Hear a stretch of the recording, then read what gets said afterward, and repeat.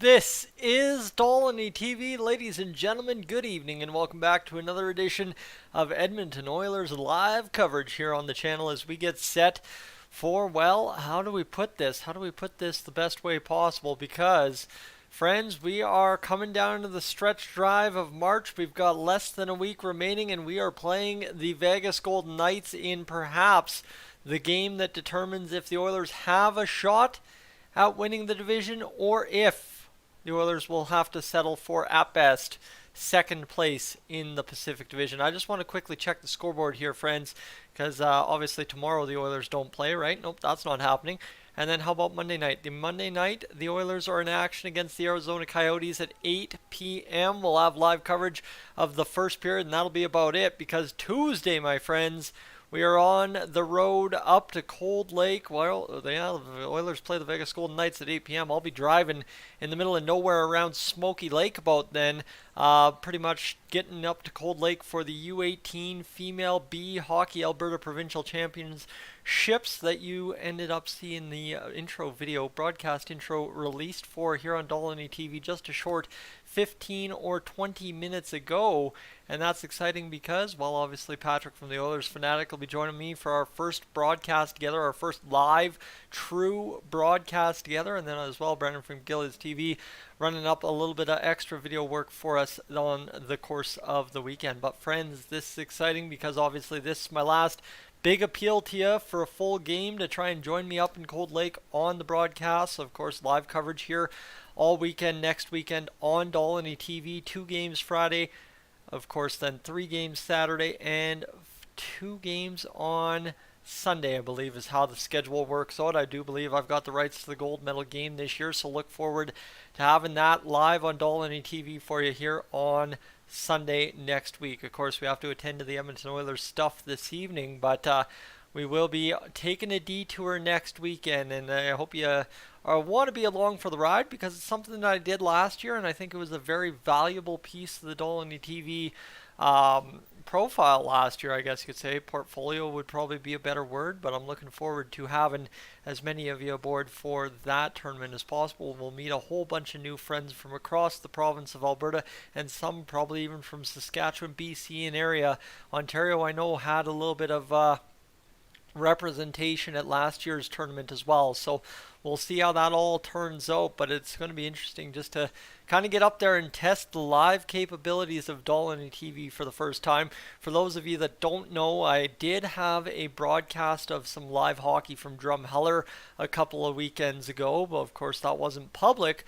But to those of you that have joined Dolynny TV and are listening to me right now, that joined because of that live stream, you would know that that's kind of the little taste we had of getting up to Cold Lake this year. So we'll see what's going to happen this weekend or coming up. And I guess I could say, too, it looks like I'm going to have a little bit of a hockey reunion from the folks with the St. Paul Canadians back in my day being up there as well. So I'm very much so looking forward to seeing my former, I guess, what would you call them? What would you call them? Former directors of my broadcast, kind of in some form.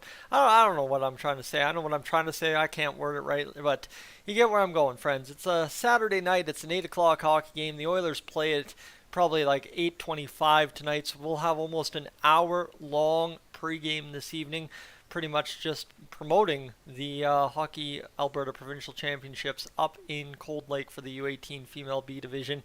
Daniel, welcome in as we get set for tonight's broadcast of the Oilers and Golden Knights. A very pivotal game. Obviously, Stuart Skinner gets the start tonight, so that's a huge thing for us. Obviously, with Jack Campbell still struggling, we need wins and wins in bunches if we want to try and take first place in the division. The Vegas Golden Knights will counter with Laurent Brossoit, our former goaltender and former standout in Bakersfield. Stuart Skinner now has more wins on the season than Logan Thompson. Who would have thought that a few months back? And as well, the Oilers have taken both matchups so far this season by a score of 4-3. We will see again tonight if that proves to be the final score. That January 14th game, that one was interesting, and that November 19th game as well was pretty interesting for the Oilers, going up 4-3 both times and getting the jobs done. So we'll see what ends up coming from it as we'll get going here. Yeah, Ace, I guess probably there is potential too that this one's a high scoring affair. 4-3 is kind of where I'll settle on it, but I'm hoping for the Oilers' sake tonight they can allow the goals against to be a little less and obviously pile up the goals on the Vegas Golden Knights. Friends, this is Recoil. Welcome in. And Recoil. Welcome in. And thank you so much for throwing the money down right off the bat. That's something we're not used to on the stream here, so thank you for that. Sporting the BioSteel tonight, right? Getting back on the hype train. Let's get it going, friends. The old BioSteel hype train. This one, the new NHL flavor of the month, lemon lime. So BioSteel finally comes out with a lemon lime flavor. They've got a cherry lime, but now they've got a lemon lime, and I'm looking forward to seeing what we got going here. As oh, you know what? That's good. That's really good. I can see why one of my contractors that I delivered the site for on Thursday was able to guzzle down half of it in one shot. Smurfy, welcome in. That is really good. My goodness, is that ever good? That's like, that is unreal, actually, how good that lemon lime is. I just got to say that for sure. Michael, welcome in. As friends, we're just taking a few seconds to breathe here and get set here as obviously we are still a long ways away from getting towards the start of this game, and it looks like the ref blew the whistle and Michael Bunton is absolutely furious here.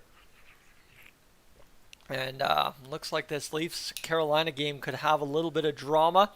That'll be interesting to see what happens there. But again, friends, I encourage you tonight to click on the pinned chat. It says be the first to know, and then it has a YouTube link. It's got our Patrick and I's intro video that we worked together on for the U18 Female B Hockey Alberta Provincial Championships next week in Cold Lake, which you can catch live here on Dolynny TV as we get set. And it looks like the Leafs did indeed score the goal, so they will tie this hockey game 3-3 and more than likely prolong the Leafs broadcast that much longer. And it looks like the puck was definitely out and free, so that is fair enough that they called it a goal. But we're getting things started tonight. Miles, welcome in, and Jeffrey, welcome in as well. Oscar, who will score the first goal? Well, I think if Jeffrey's a bet man, he's betting on Connor McDavid because he needs him to score 2 points. But it'll be interesting to see tonight kind of who shows up, right? We've had these back and forth games now over the past 2-3 weeks where one night it's all depth scorers and defensemen scoring, then it's Connor McDavid and Leon Draisaitl, Ryan Nugent-Hopkins, Zach Hyman driving the train, and then the next night it's back to the depth in the D, and you go back and forth with this weird situation here. And now tonight we're going to see which team decides to show up, whether it be the depth or whether it be the Stars. And I wouldn't mind a combination of both. 4 goals from each of those slots and an 8-goal win would not be a bad situation for me. Rob Brendamore's eyeballs might pop out of his head if he gets any more animated with these referees, and I don't think they want to anger him. He's a man that peak physical form still at his age. They call him Rod the Bod for a reason. Be scary to deal with that man on a bench as a referee in the NHL, that's for sure. But as we get rolling here, Peter, welcome in. Epiphany, welcome in as well. We're just getting things set up here on the stream. Obviously, we are way out in front early as well, and we're running up against the player cast tonight too, so it'll be interesting to see kind of what the numbers look like this evening. You know that numbers have been pretty solid here on Dolynny TV. I think it was the last game out, we ended up finishing with over 430 folks in the stream at one point, so I'd like to definitely, hopefully avoid overtime tonight, but come close to doing something like that again tonight. But Bunting and Riley scoring the assist there. Ooh, give me a sec. That lime is killing me. Ooh, that stuff absolutely kills it. And Recoil, I'd love to say I'm from the Edmonton area, originally from Cold Lake, but now hanging out down near the Calgary area, actually, correctly, is hanging out just north of Calgary, having a good time and living on the acreage life and trying to enjoy that terrible internet, I guess you could say, as my screen just before Carolina scored the goal went completely fuzzy. That's my favorite part about this lately, is the internet seems to be taxed a little bit with obviously streaming and watching the game at the same time, and then looking at YouTube analytics behind the scenes too. Um, but as we're getting set, friends, obviously this Carolina game should now, unless the Leafs somehow press for another goal in the dying minutes, come to an end pretty close. And Coolidge, how did I become an Oilers fan? Well, I grew up in Cold Lake, like I said. Cold Lake's in oil country.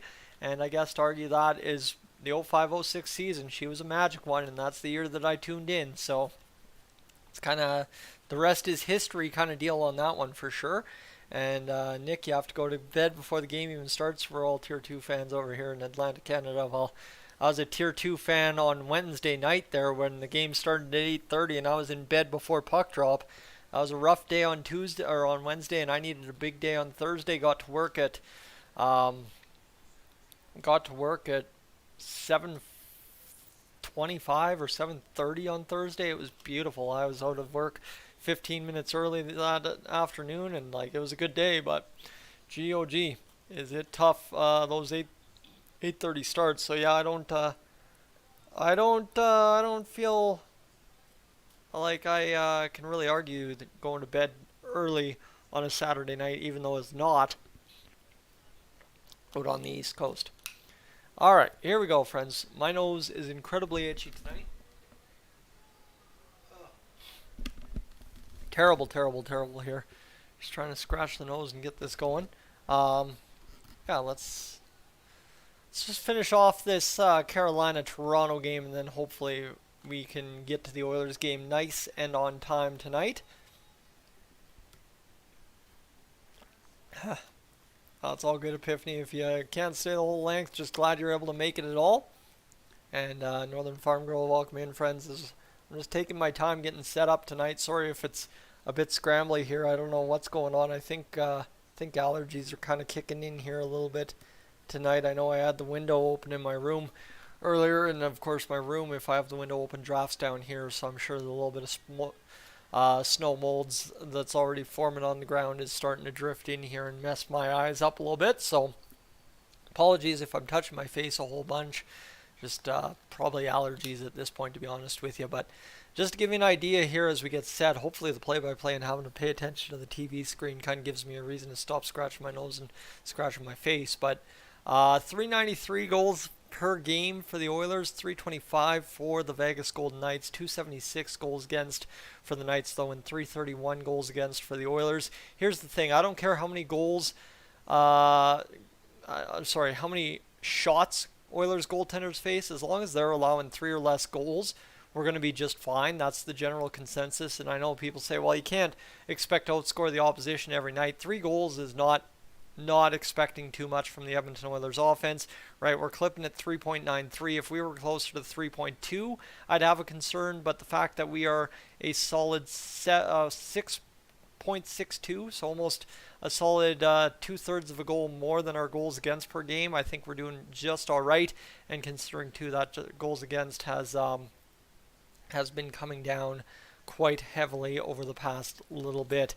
So just to say, as Derek and Leduc come into the chat and obviously get us going about tonight's game. It's a huge game for the Oilers. It means a crap ton in the standings. I can't tell you how much a win tonight in regulation would change the picture for the Edmonton Oilers in terms of looking up at the Vegas Golden Knights and potentially chasing them down in the final 10 games for the Pacific Division lead. Obviously, Vegas would have to really, really, really screw it up here down the stretch.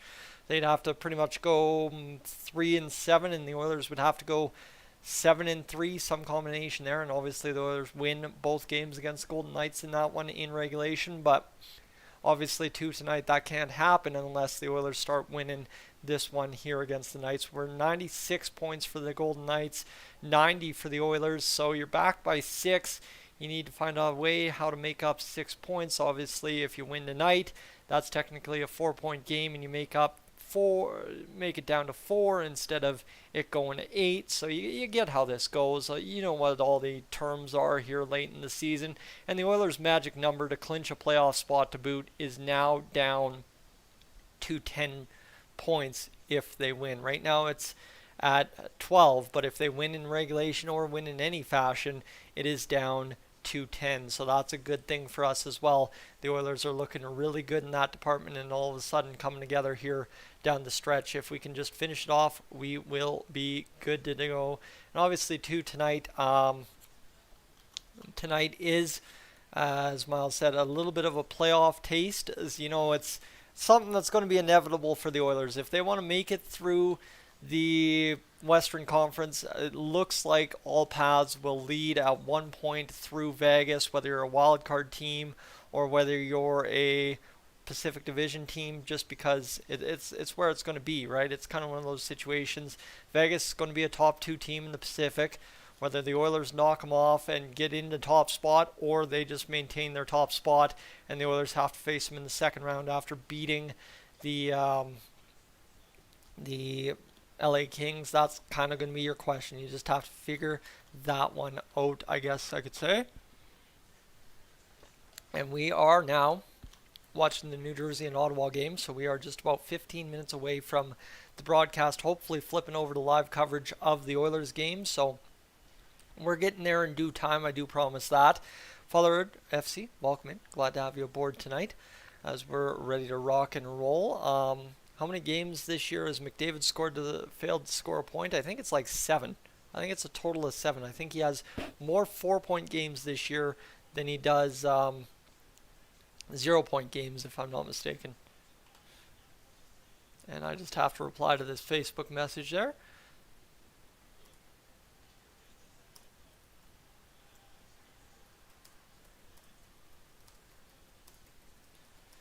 Alright, let's get going here, friends, as we are just waiting for this game to obviously start. Thankfully, Hockey Night in Canada has a couple staggered starts at the 5 o'clock game, so New Jersey's doing their thing nice and early in the season.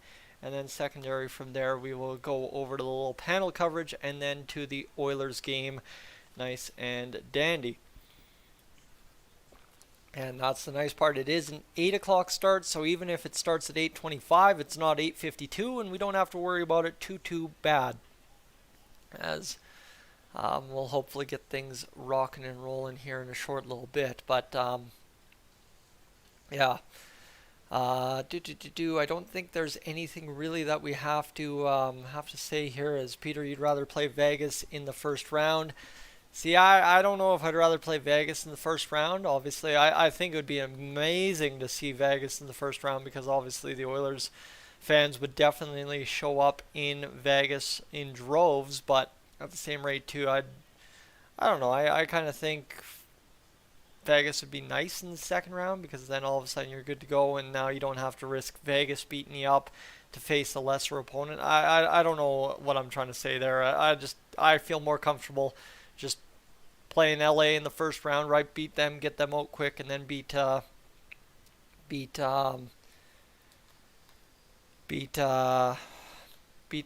Knights in the second round. Sorry, New Jersey just scored an empty netter, if I was confused. Peter, as an Oilers fan on the East Coast, yes, similar to earlier there, what we were talking about. Yeah, it's tough to be out east for sure as an Oilers fan, and that's kind of the weird part, right? As a Leafs fan in Western Canada, man, you benefit, but as an Oilers fan out east, you definitely suffer through it. Vegas has great depth. Would love to see them later on. That's exactly right. Later on, it becomes a battle of the depth. And the Oilers this year, with some good depth scoring finally, could definitely maybe go a little bit longer into the playoffs than we thought. Homeelander, welcome in. Glad to see you, because now we're going to be able to secure things a little bit. Let's go here. What do we got? Sorry, Scout, welcome in. And as well, I saw Eric tune in a little bit earlier as well. So there we go, friends. We are getting everybody getting going here. See what we got going. Okay, we've got a couple of names in the pot there, Patrick, if you're hearing what I'm saying. If Patrick's in the chat and he knows what I'm talking about, there's a couple names in the pipeline that I've outsourced, and we'll see what we can get going in Cold Lake. But friends, again, tonight, what I want to do is throw this into the chat for you if you haven't had a chance to check it out as of yet.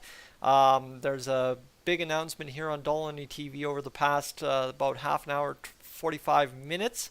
please check out the link in the chat if you have a chance. I know we're chatting back and forth here on the pregame, but if you have a chance, please check out the link. I want you to know that I really need you to show up for me. I know everybody really loves these Oilers streams, these play-by-play streams, these kind of things we've set up over the past little bit here on Dolynny TV this season, but I really need you to show up for the Cold Lake tournament. I'll be broadcasting Hockey Alberta Provincial Championships live from Cold Lake, Alberta next weekend with Patrick from the Oilers Fanatic and with obviously Brandon Gillies from Gillies TV. So we're going to have a little bit of live hockey coverage for you live from Cold Lake all weekend next weekend. We'll mix in some Oilers stuff there as well, but most of that will be housed over on the Oilers Fanatic, and then we'll get going next week after that wraps up with some more Oilers coverage. But I just need to make sure you know that there will be some deviation from the Oilers scheme here on Dolynny TV over the course of next weekend, but I encourage you to definitely come through and check it out because it is going to be a great time. And I'm really looking forward to running it back. So that's where we're at. Let me just double check this right here as we've got the Snapchats coming in. You know they always do. And let me just send this through. There we go. Bing bang. Good to go. Let's see what we got. And FC, why don't I wear an Oilers jersey? Homelander's going to be back in a few minutes. Why don't I wear an Oilers jersey when I'm live? You know what? That's something that I've never even really thought of doing because I've always been as a broadcaster, right? I always have to be somewhat neutral and stuff, so I'm usually wearing either a nice little jacket or a nice little shirt. So that's something that's just always been bred into me, is just wear nice stuff on camera and look good. Obviously, this is a little different than my regular Sunday night attire or Saturday night attire, but when the suits are all dirty and I haven't had a chance to get them dry cleaned as of yet because I don't trust any dry cleaners in Airdrie yet, it just is par for the course at this point. Peter, what time are the broadcasts next weekend? That's what you need to know. Let me get you the schedule here. I'm over on Rink 2 in Cold Lake, so if you've ever been to Cold Lake or ever heard of Cold Lake, there's the Cold Lake Energy Center, and they've now got 2 sheets of ice there, which you would need to know because I'm on Rink 2. I'm not in Imperial Oil Place, my former stomping grounds, where I called many Cold Lake ice games. But just to give you an idea, the first game in Rink 2 is at 2:15 p.m. on Friday afternoon. So we'll be live for some nice early afternoon hockey in Cold Lake, calling some Calgary, and I don't know where 3Cs is from, so we'll have to figure that one out. And as well, then Rink 2, we'll have 2 games on Rink 2 that night as we get set up, and that will be, I believe, St. Albert and Battle River as far as I am concerned.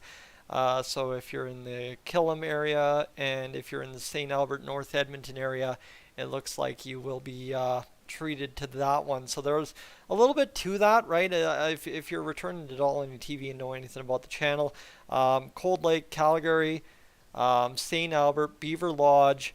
I'm still trying to wait to find confirmation on where the 3Cs team is from, and the Killam, Sedgwicks, East Central Alberta area are all kind of represented in this tournament. It's a 6-team tournament for the U18 female Bees this year, so there's definitely some good action to be watched, and that'll be kind of the game times on the weekend. To start Friday will be 2:15 and then 4:15. Or did I have 4:15 right? Or did I screw that one up? Hold on, I don't think I had that right. Let me just take a look here. Yeah, 2:15 and 2:15 and 4:45 on Rink 2 will be the plan. So I imagine opening ceremonies will be available as well over on Cold Lake Ice TV on Friday night between 8 and 9 p.m. If we do get to live stream that'll be live on Cold Lake Ice TV, like I said. But we'll have back-to-back games on March 31st, and then on April 1st we go 8:15 in the morning, 1:30 in the afternoon, 6:45 in the evening, and then we go to the 9:15 semifinal in Sunday action, and then the 3 p.m. final on Sunday. So there you go, friends. And just to confirm anyone asking tonight, Stuart Skinner is starting. I'm just reviewing the schedule for the U18 Female B Hockey Alberta Provincial Championships live next weekend in Cold Lake here on Dolynny TV as well. So just want you to know that, but we're good to go here. And yeah, as we're sitting here as well, I will have, it looks like, over on my rink in Rink 2, I will have St. Albert and Battle River as well. And then on Rink 2, Beaver Lodge and St. Albert. And then Rink 2, St. Albert and 3Cs. So I'll catch those teams twice. And actually catch St. Albert all 3 times in their games they play.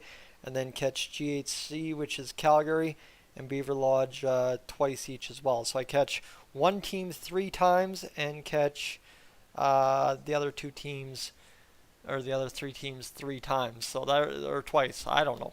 We'll get the full understanding here before Cold Lake happens on over on obviously Friday. So I got a long week of work in Cold Lake ahead of me. So don't worry, we'll get it all sorted out. But yeah, that's where we're sitting right now. We're gonna get that all situated and get rocking and rolling. But friends, good evening. Welcome to Dolynny TV. It is 7:56. We are just about set for this Edmonton Oilers game. Thanks for listening to me stumble through that little bit of a preamble, whatever the heck you want to call it. The allergies kicking in because I had the window open and the snow molds bugging me, and it's been a mess of a day. Obviously, all the way out to Didsbury today to pick up some stuff, and now all of a sudden back home ready to live stream tonight for you, and we've already hit bing, bang, boom, just like that, 10 hours on the stream. So for a Hockey Night in Canada stream and the player cast running up against as well, I would say if we hit 125 hours on tonight's stream, we're going to be doing just dandy, friends. And thank you again for spending your pregame with me. That means the world. I know I go early, I go live early sometimes, but it means the world to me to see you go live with me as soon as I hit that live button. So thank you for that, and let's hopefully have ourselves a good stream. That's what we're hoping on tonight. And obviously, too, if we crush off a good stream, then we should be ready to rock and roll into Cold Lake. Are we playing with a full roster tonight? I do believe so. Let's go see if we can find the Oilers lines for tonight's hockey game, if there's anything we can find, and it doesn't seem to be anything here. I'm not seeing anything as of yet. I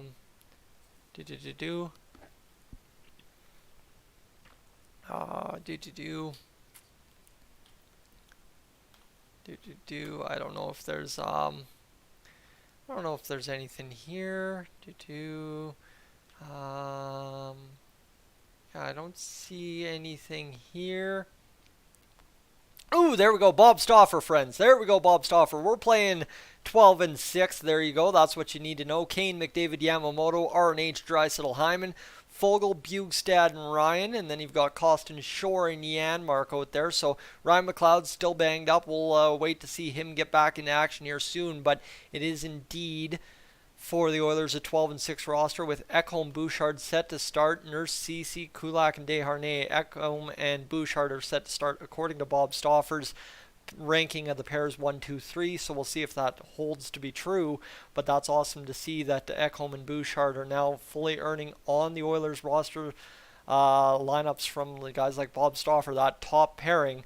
And obviously that's been something we've monitored since Mattias Ekholm arrived here, and it's a good sign of support. As there we go, let's see what else we got going here, friends, as we get set for action tonight.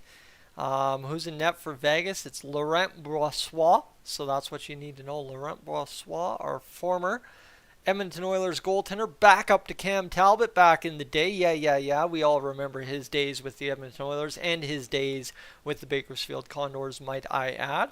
But that's where we're at tonight. It's Laurent Brossoit versus Mr. Stuart Skinner of Battle of Two Former Bakersfield Goaltenders.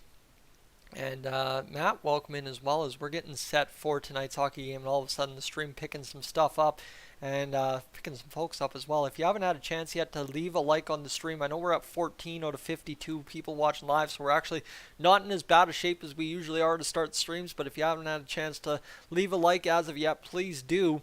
And I don't know how many of you actually noticed this on the subscribe graphic the other day. I did update the Dolynny TV colors to the new orange and new blue for this. So if you haven't had a chance yet as well, hit that subscribe button here on Dolynny TV. I'd love to have you aboard, because if you haven't caught enough talk about the Cold Lake tournament, well, it's a thing, it's happening, and I'd love to have you aboard for it. And the best way to do that is hit that subscribe button and come on by.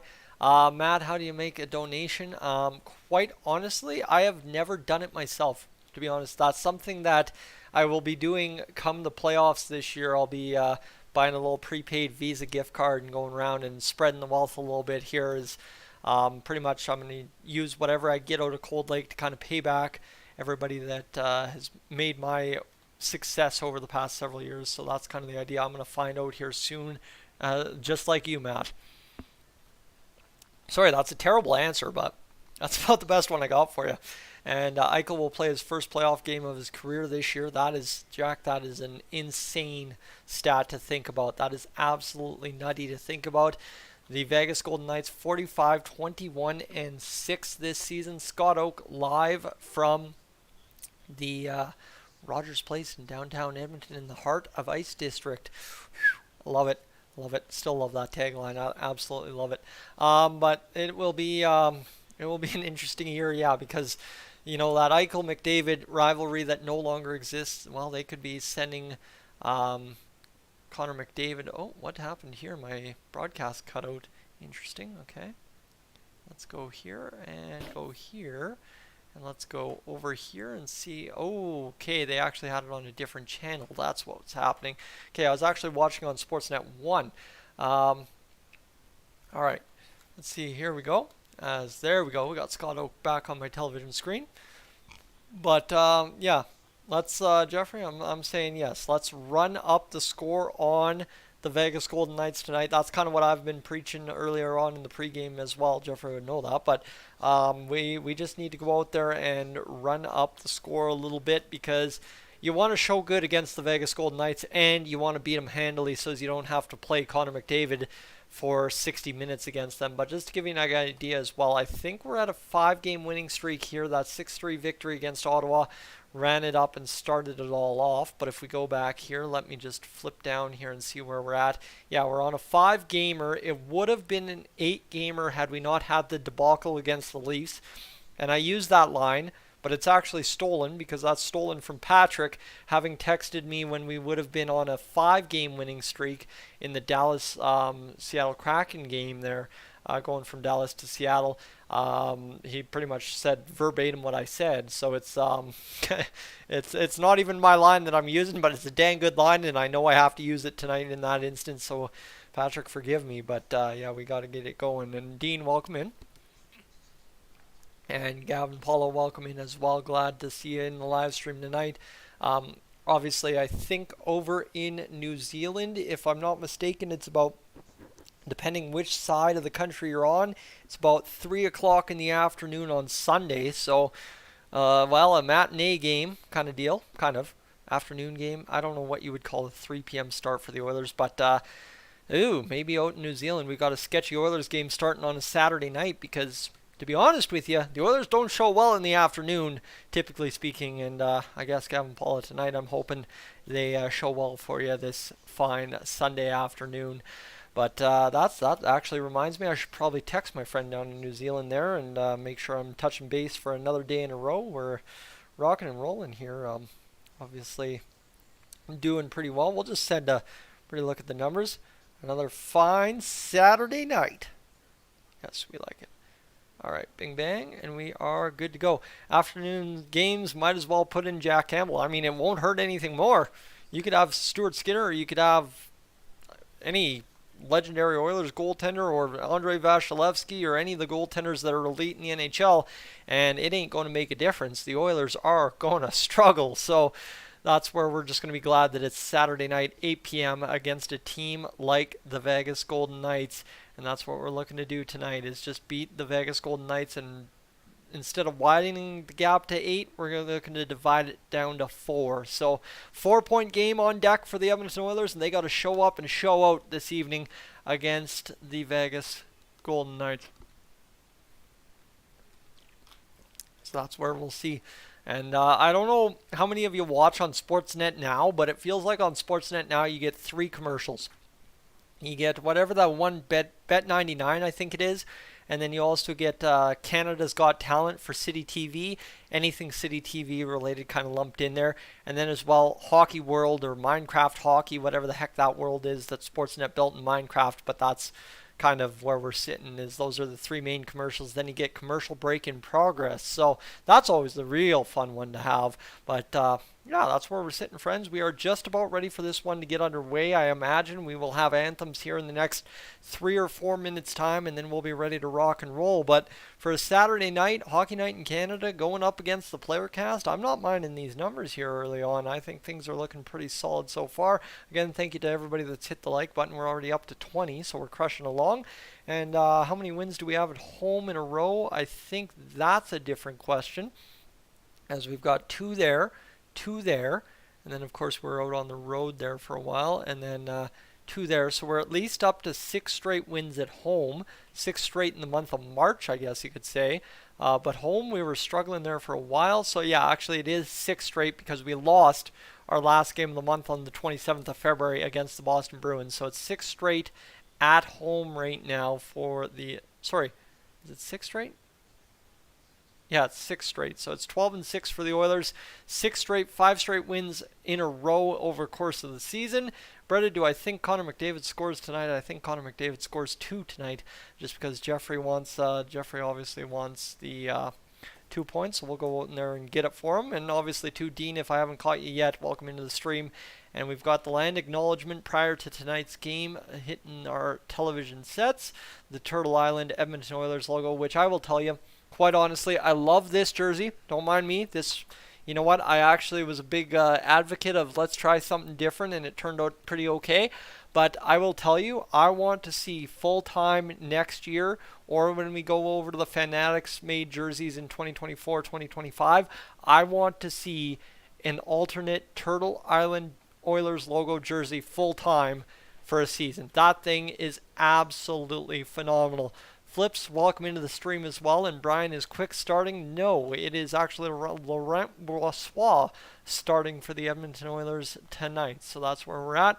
Robert Clark singing our national anthems this evening, of course.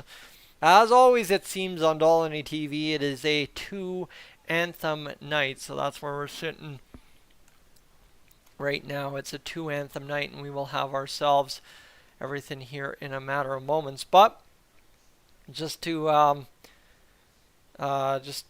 Peter, you have no access to the player cast without a VPN. Really, on YouTube, you still can't access the player cast? That seems kind of weird to me. I thought that would be openly available all across YouTube. I didn't know you could region lock on YouTube. I mean, I think you can. I don't think it's actually something you can't do, but I didn't think the NHL and Sportsnet would actually do that. That's actually wild. So they're actually pulling some really good numbers, I guess you could say. And let me just see here what we got going on. It looks like I just got a comment on Facebook, so let's go here. And looks like we've got, oh, okay, we've got one of Patrick's friends coming in and cheering us on. Zap! Come on. And by the way, too, if you tune into those Cold Lake tournament streams, I would love to tell you that there will be a little birthday shout out on the live stream on Saturday. So make sure to be there bright and early on Saturday morning, about 9:15 as we kick off the broadcast. So I'll have a little special birthday shout out to someone pretty special in my life who's causing some chaos in my room here. Running around and chasing whatever the heck's on the floor over there. Flips, welcome in again. And Bread Chicken, you're going 8-0 Vegas. I don't think so. I think based on history, we've seen some 4-3 games this season out of our teams. I'm hoping the Oilers show up and get things going. So, yeah, that's where we're at. Hopefully the Oilers can just blow up the score and get it done. That would be absolutely fantastic if they could. I'm just watching my cat run around and just cause chaos. He gonna come over here and cuddle? You gonna come over here and cuddle, Kitty? Come here. Come here. Come on. Come on up. Good girl. Good girl. There we go. We like it. She's running around causing all kinds of chaos. I'm sure you can hear her meowing right there. My little girl. Just continues to get older. That's the one thing that sucks about having pets. They get older and older as time goes along. And the two guys with the glasses and the hair that you see on the Oilers broadcast every single night, just to say, I did see the one guy at the gas station in Balzac one time, and I had to double take because I'm like, I know that guy. And I'm like, where do I know that guy from? And then I was actually broadcasting the Oilers game here on YouTube that night, and I'm like, wait a minute, it's that guy. What? So that was interesting. But Patrick, welcome in as we are getting things rolling along here, friends. It's obviously been a pretty fun night, and obviously too already hearing from the crowd up in Cold Lake, St. Paul, Lakeland area, how excited they are to see me up there for the U18 Female B Hockey Provincial Championships. That's awesome, but to see how excited I am to have Patrick join me and have Brendan from Gillies TV join me as well. That is the real fun here. So it's Skinner versus Brossoit in net. Tyson, shut up. Connor McDavid skating to center ice. Cat, you go down. Let's get to work, friends. Dwayne, welcome in as well. One last go, and here we go to center ice. The Edmonton Oilers skate, and we will be puck drop ready right now as it's tied up. The Golden Knights able to win it back. McNabb will play it ahead, and we're going to get real familiar with this Vegas Golden Knights roster tonight because we're going to have to in the playoffs, that's for sure. This one chipped out to the Golden Knights blue line by the Oilers. The Knights turn it over immediately at their own blue line on an errant pass. Then, once retrieving the puck, ice the puck down the length of the ice, and that was about an ugly 21-second sequence from the Golden Knights in terms of puck management. But Laurent Brossoit will appear to probably start his first game in a long while. 28 saves and a 4-0 shutout of the Oilers back on February 8th, 2022. Crazy to think back then the Oilers sucked, but then obviously too, Jay Woodcroft came and changed things and everything wrapped around. I think February 8th was around when Jay Woodcroft took over head coaching duties. Of course, my timelines all across the 2022 season are all kinds of messed up, but the puck's down the length of the ice, and we will have another icing call against the Vegas Golden Knights. So that's two icing calls in the first 35, 36 seconds. I also forget that Teddy Bluger is a Vegas Golden Knight nowadays. You don't hear about him much now that he's there, but obviously a nice little depth piece for them. And here's Leon Draisaitl taking a face-off against Bluger. I don't know. I think it's Bluger, if I'm not mistaken. Will be fired around by the Edmonton Oilers here. And this one will go out of the Golden Knights zone at last. They don't ice the puck this time. The Oilers managing the puck in their own zone. They will start out and skate through the neutral. Matthias Ekholm hammers it in around the boards. It comes to the near side. Ryan Nugent-Hopkins comes, tries to play that puck. It'll instead be played ahead by the Golden Knights. 2-on-1 back the other way. Now a shot scores. First shot of the game on Stuart Skinner is a goal for none other than Jack Eichel. That's not the way you want to start a hockey game.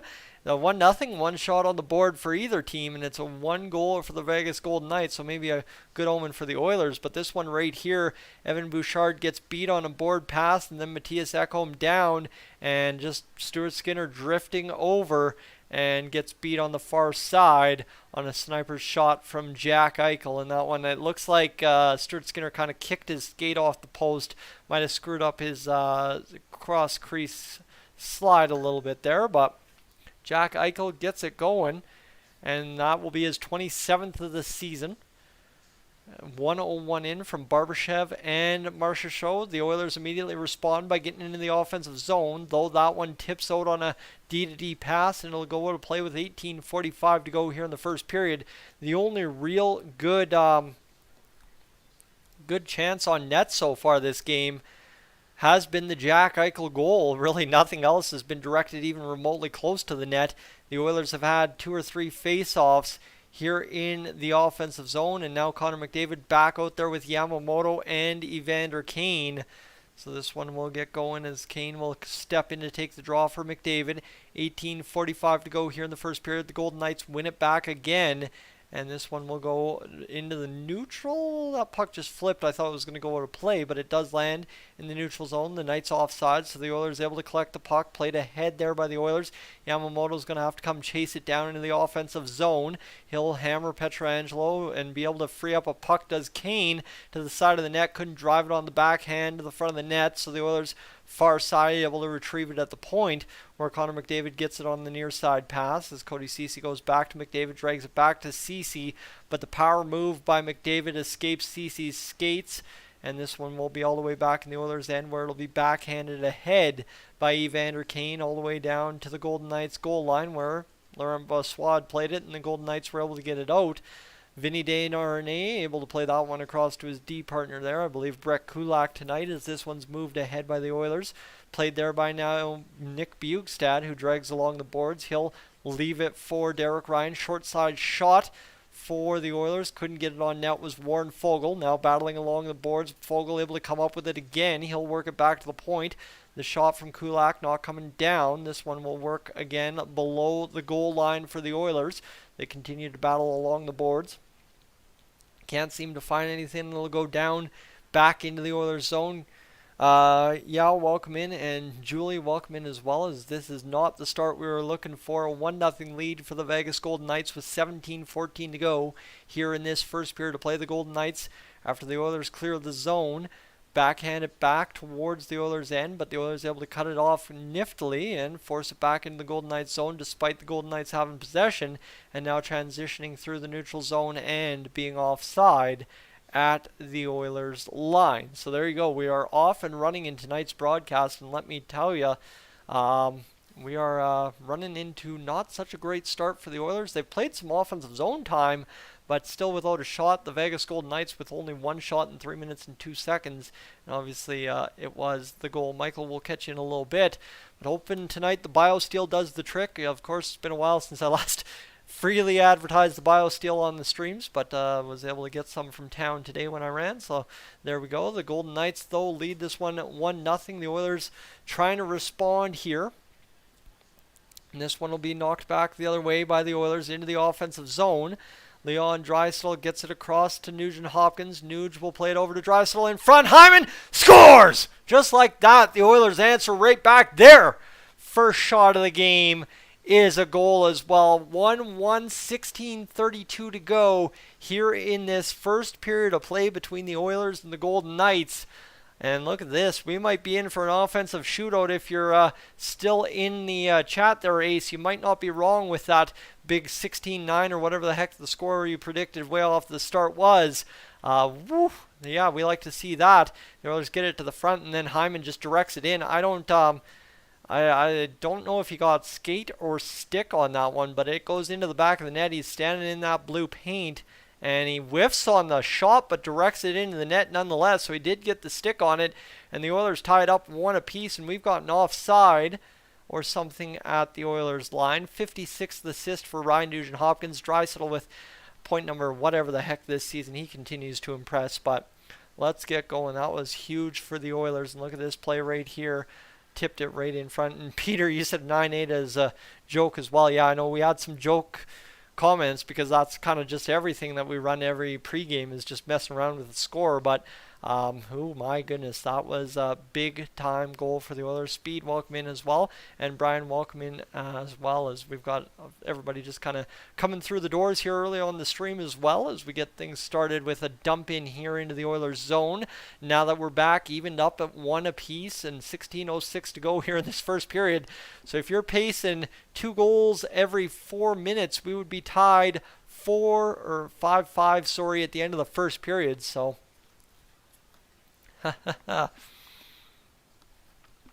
be interesting. And Patrick, the shutout bids are gone. Normally I'm trying to do a little better job responding to the comments in the middle of the play-by-play as the Golden Knights get it back to the blue line in the Oilers zone. They're setting up what will look to be their first zone time all game before they miss a pass, and Matthias Ekholm's able to spin off a check and come up with this puck in the defensive end. So there it is. It'll be moved ahead by the Oilers now as Connor McDavid leaves it there. The shot from Yamamoto, he whiffs. Golden Knights back in numbers, coming back the other way 3-on-3. Nice nifty play at the blue line, and the Oilers are able to once again force the offside. A nice play by the big man, Vinny Desharnais. And, my goodness, we are not minding this at all, friends. We are rocking and rolling 1-1 the shots, 1-1 the goals, 15-16 into this first period. So, I mean, I guess whoever shoots the puck more tonight might actually win this hockey game just based on what we've seen in the first 5 minutes-ish of this hockey game. So, let's see what we get going as the Oilers are able to play pitch and catch off the face-off and move forward, tip it into the Golden Knights' end. As Laurent Brossoit, the starter for the Vegas Golden Knights, able to come out and play this puck. It'll be worked down into the Oilers' zone again as Derek Ryan will go across to Vinny Desharnais. Desharnais will move it ahead to Bjugstad. It'll be flipped in on the attack as here comes Derek Ryan to meet this puck in the far side corner. The Golden Knights able to play it here, and this one's going to be worked across by the Knights and out of the zone, shot back into the Oilers' end. Stuart Skinner is able to slow it down but not touch up much, and that'll force Vinny Desharnais to make a quick play over his D partner, and that one's a nice transition through the middle as Nick Bjugstad continues to play the puck. The Knights are able to ride him off of it, and here comes Bluger back the other way now as the Oilers again knock the man off the puck with the body. And with 14:25 to go, we still only have 2 shots in this hockey game, and they've both counted for goals so far. They might count that as a shot for the Golden Knights, so maybe we've just gone up to 3, and thankfully Stuart Skinner makes the save. So we're already starting hot and fresh here in this first period, back to an even score. Stoney, welcome in. 14:04 to go here in this first period as the Golden Knights played around their zone. Now back through the Oilers' offensive zone, but a nice defensive recovery by the man wearing number 25, Darnell Nurse, and then the Oilers almost had a breakaway. Now they kind of have a shot on net, but Klim Kostin's denied there, and we are still tied at 1s in the goal column and 1s in the shot department, so that's interesting there, as well as Stuart Skinner plays this one high, and the Oilers looking for a rush chance here as Cody Ceci comes across to Leon Draisaitl, who will cut. He'll be taken down. No call on the play. The Golden Knights touched the puck. The back referee didn't have a call either, so Darnell Nurse in his own zone recovers the puck and will come back the other way. And there go my eyes a little bit bugging out. But Hutton, 21 goals, 107 points, and 459 career games. Interesting stat. Kind of forgot he's there, as that's finally a shot for the Golden Knights and the first save of the game for Stuart Skinner as Zach Hyman plays it to the front. The Oilers miscue there. Nugent Hopkins slaps it down to Leon Draisaitl, and that's something the Oilers have to work on practice, is those slap passes, because my goodness, they make some beautiful ones, that's for sure. 12:50 to go here in the first as Matthias Ekholm's denied on a shot from the high slot on a one-timer, and that will leave us tied 1 apiece, headed to commercial break. Friends, welcome to Dolynny TV. I'm Tyson. This is Dolynny TV. Glad to have you aboard, as I'm just going to run ads for the first time, then we'll ask you to subscribe. And at the same rate too, Cold Lake info, let's go right here and just send that your way. 6 minutes and 53 seconds for the first save of the game. Yeah, isn't that crazy? That's 2 good teams going at it. It sounds like the reverse of 2 good teams going at it, but 3 shots through the first 7 minutes of the hockey game, 2 goals, both nice goals, right? Zach Hyman scores 1, and the Oilers get it going, so that's beautiful right there. Adrian, what do you... Okay. Adrian's got a question here. Roger, welcome in. As we are crushing along tonight, friends, just giving you an idea, here's what we did with pregame. The pregame being as early as it was and doing what it did so far, we have crushed along a pretty decent little start to this live stream, that's for sure. We're already up over 32 hours watched, so thank you for spending your Saturday night with me. We're at 32. We're on pace for about 125 tonight. Would love to crush that off. So the longer you can stay in the chat, really appreciate that. And Policy, welcome in, as we are coming for the finish line of this season, right? We got 10 games remaining, and it looks like Phil Kessel has taken a penalty here.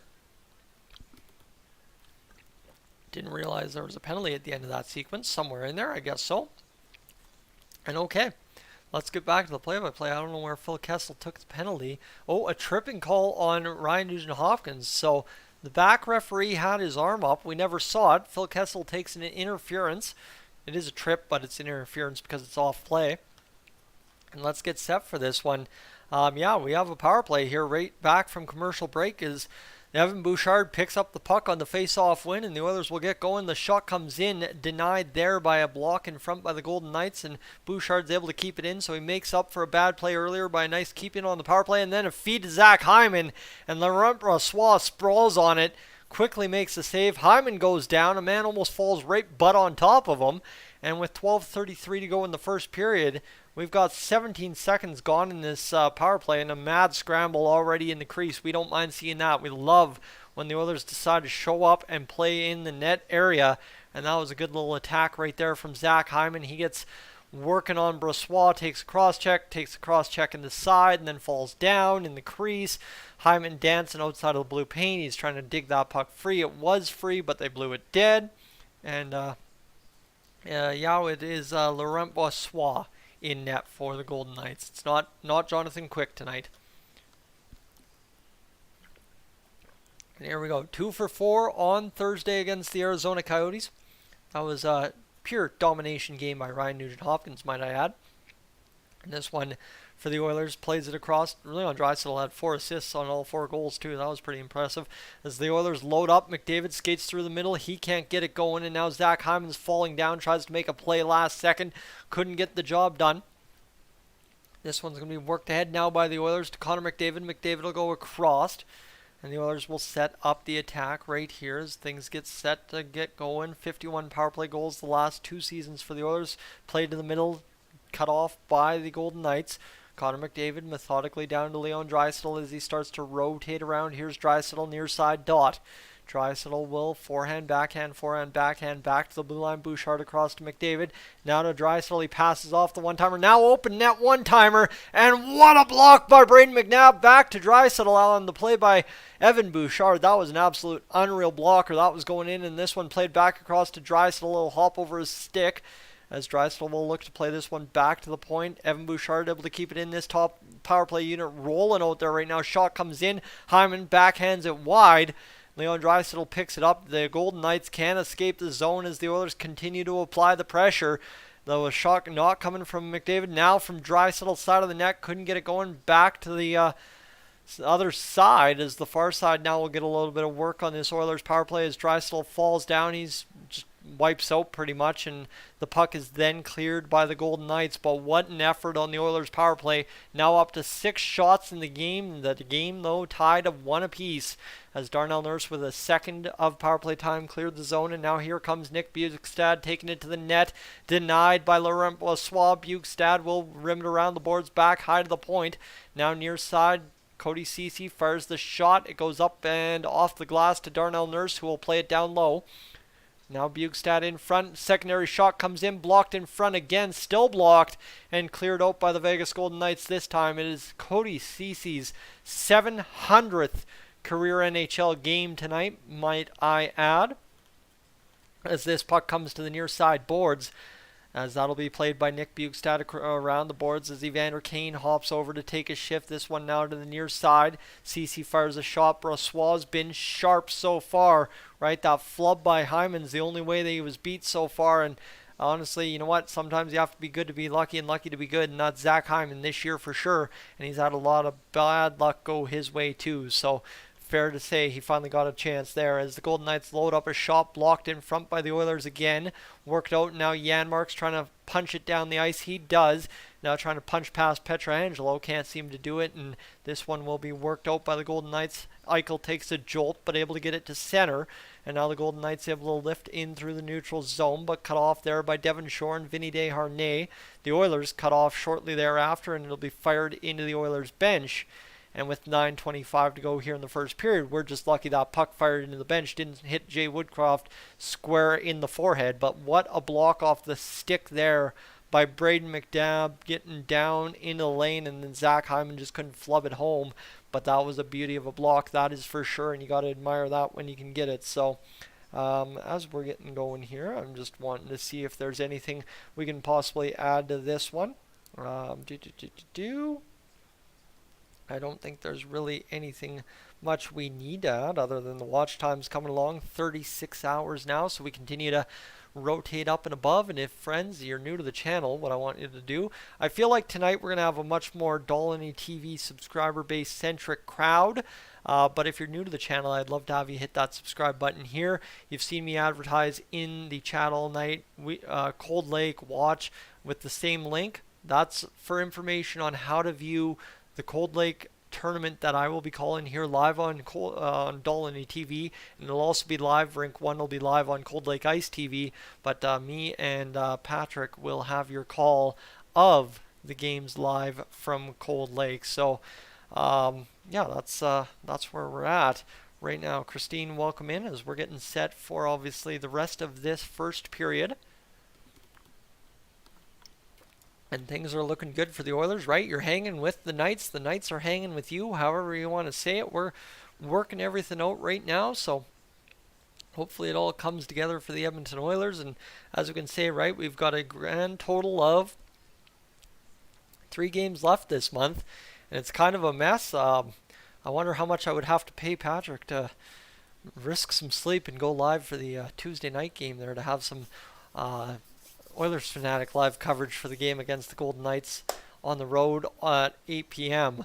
That's one of those things. Is I'll be traveling up to Cold Lake that night, so unfortunately I missed that game. And then obviously Patrick, he's got the much easier travel schedule coming from Edmonton to Cold Lake, coming up in the morning on Thursday thereabout, and then we should have live on the Oilers Fanatic Thursday evening at 7 p.m. We will have live coverage. I don't know if I've talked that over with Patrick, but that's kind of what we've kind of gone back and forth with for that. So we're good. We're good right now. Is next weekend from Cold Lake? Yes, next weekend will be live from Cold Lake with actual live hockey on the channel and secondary to that Thursday night stream I just mentioned over on the Oilers Fanatic that night. 9:02 to go here in this first period of play. The Golden Knights not doing much of substance in the Oilers zone other than keeping possession of the puck on the outside boards. So the Oilers trying to free the puck up. Devon Shore gets worked over. The shot comes towards the net, fired wide of Stuart Skinner, and the puck is played up off the boards, and the Oilers will flip it down the length of the ice, and the Golden Knights are able to come up with this puck and fire it back in to the Oilers zone. And there we go. Patrick's A-OK with that. The Golden Knights, though, to the attack immediately. A couple nice sticks by the Oilers and a flub shot by the Golden Knights leads to a 3-on-1 back the other way for the Oilers. Here's Connor McDavid. The shot comes, and Evander Kane risks an 89-mile-an-hour shot on net, but Laurent Brossoit able to make the save. So book it. 7 p.m. next Thursday, live from Cold Lake. Patrick and I getting it going. I don't know where we'll be live from. We'll try and figure that one out for you. But if we can find a way to do it live from the Cold Lake Energy Center, we will. I think the Cold Lake Farmers Market is on Thursday, so we might have to set up a laptop and watch the game on a monitor and stuff. Man, I got some brilliant ideas here to bring Dolynny TV and the Oilers Fanatic to the big screen in Cold Lake. So let's see what we can do there. But 8:13 to go in the first period, as the Oilers and the Golden Knights get things going here in the late stages of the first period. The Oilers are going to be able to work this one ahead, as a nice play by Yamamoto to recollect a failed pass. Golden Knights cut it off, though, and now a breakaway back the other way. Nope, nice close there by Matthias Ekholm, and Dorofeev is not fast enough. And Roger, yes, I will have all the live streams scheduled for you as of Wednesday. Patrick, we have some planning to do. Yes, we do. I have to get some approvals too, but yeah, no, I will. Everything will be ready to go for Cold Lake on Wednesday. It's just a matter of we gotta get everything situated there, if you know what I mean. It's just kind of, we have to get up there first, and then we can get everything taken care of from there. As the Oilers are able to work this one out, Zach Hyman coming back the other way. He's going to flip it into the Oilers' offensive zone. The Golden Knights get to work along the boards and able to come up with the puck.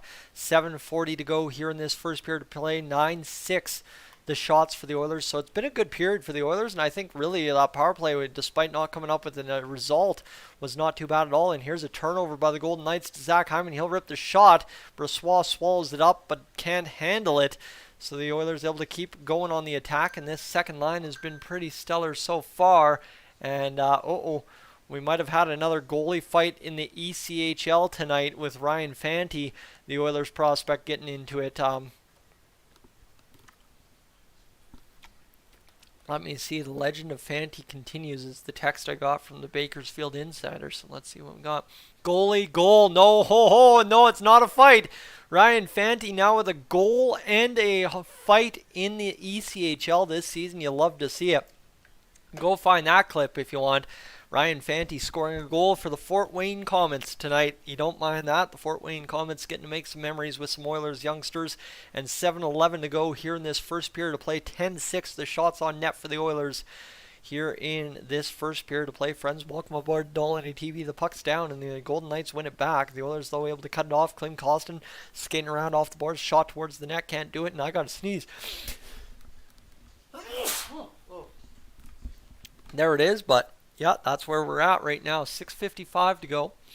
As the Oilers will play this one down low and chip there to Klim Kostin. Klim Kostin works off a man. He just kind of shoulders him up and sends the puck flying down below the goal line. It bounces off the end boards. Cody Ceci again below the goal line off the boards, and Klim Kostin takes a man out, creates a chance, shot on net, 11th of the period, and Laurent Brossoit will swallow it up for another stoppage in play right there. So the Oilers continue to pressure the netminder, their former netminder, but we're doing all right. We're tied at 1-1, and we're hoping the Oilers can get things going here. DJ, welcome in as well. And we are, hoping for maybe a goalie goal tonight out of Stuart Skinner, right? If Ryan Fanti can score one, it can't be that hard. But the Oilers would love to get one from Stuart Skinner tonight. You imagine Oil Country on a Saturday night seeing a goalie goal go in. That would not be bad at all. And there we go. Patrick's got it queued up for you. If you want to click on that link, that'll take you to the goalie goal for Ryan Fanti tonight. 6:25 to go. The Oilers had a shot blocked, and this one will come back the other way as Brett Kulak gets it going. As this one around the boards. Here's Kulak battling along the end boards now. 6:14 to go here in this first period of play. And this one will be worked out by the Golden Knights. Shot off the mask of Stuart Skinner. Shot comes back in wide this time. Janmark trying to flood this one out of the zone because the Oilers are getting flooded in their own zone here by a Golden Knights attack. 5:58 to go here as the puck continues to bounce around the Oilers zone. 5:50 now remaining in this first period as time continues to wind down. Obviously, I'm going to have to go up and crush some cookies or something here in the intermission. This one's going to be played down below the Golden Knights goal line. The Golden Knights able to come up with the puck despite the Oilers getting in on the attack here as Connor McDavid tries to work over a man. I believe that's Waugh, as he's trying to Nicholas Roy, Waugh, however you say his last name. But Evan Bouchard will play this one down gently to Kyler Yamamoto. It deflects off his stick. Now back to the blue line, and this one will come out of the zone. And a tie up there, and this will be a penalty against the Oilers' Kyler Yamamoto, I believe. And that's what it's looking like. Let me see. We have no clear indication. Now there's the clear indication. We've got Kyler Yamamoto heading to the box, but Derek Ryan gets buried from behind, and no call there. But Stuart Skinner, a mask save. You like to see it, a big one for the Oilers, and that's where we're at. And it's goal 822 for Alex Ovechkin this evening, according to Peter. We are not minding seeing that either. The goal record coming to an end for Mr. Wayne Gretzky here at some point, and we'll see what happens. But we are just cruising along, friends. Like, I honestly, right, that pregame messes me up every time I start half an hour early. I'm already tired. It's 8:30 at night. Been a busy day, just crushing along, making sure all the all the housekeeping stuff is taken care of for Cold Lake in terms of making sure the jackets are packed, making sure this is packed, making sure that is packed, and that is where we are at right now. But if there is anything else I need to check, I don't think so. And just to give us a quick check of how things are looking here, not too bad at all actually here on the channel this evening.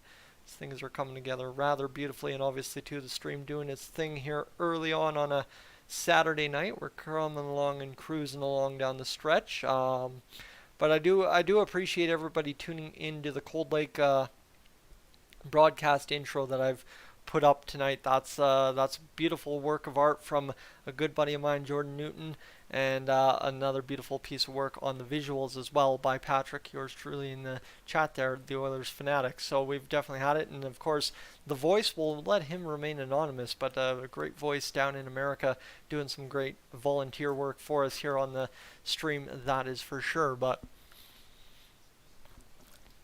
there we go. We are just about set to return to action here for the Oilers. Obviously, it's 1-1 in this first period. The Vegas Golden Knights will be going to the power play. That's a tough go for the Oilers because obviously, right, we've had a power play in this game. We didn't finish off that power play and score a big goal, so now we got to try and go out and kill off a penalty while not allowing the Golden Knights to get going. And I guess Yamamoto got held for holding the stick. Yeah, that's the only penalty that could be there against the Oilers, considering Yamamoto was getting hooked, but he just kind of clung for dear life onto the stick.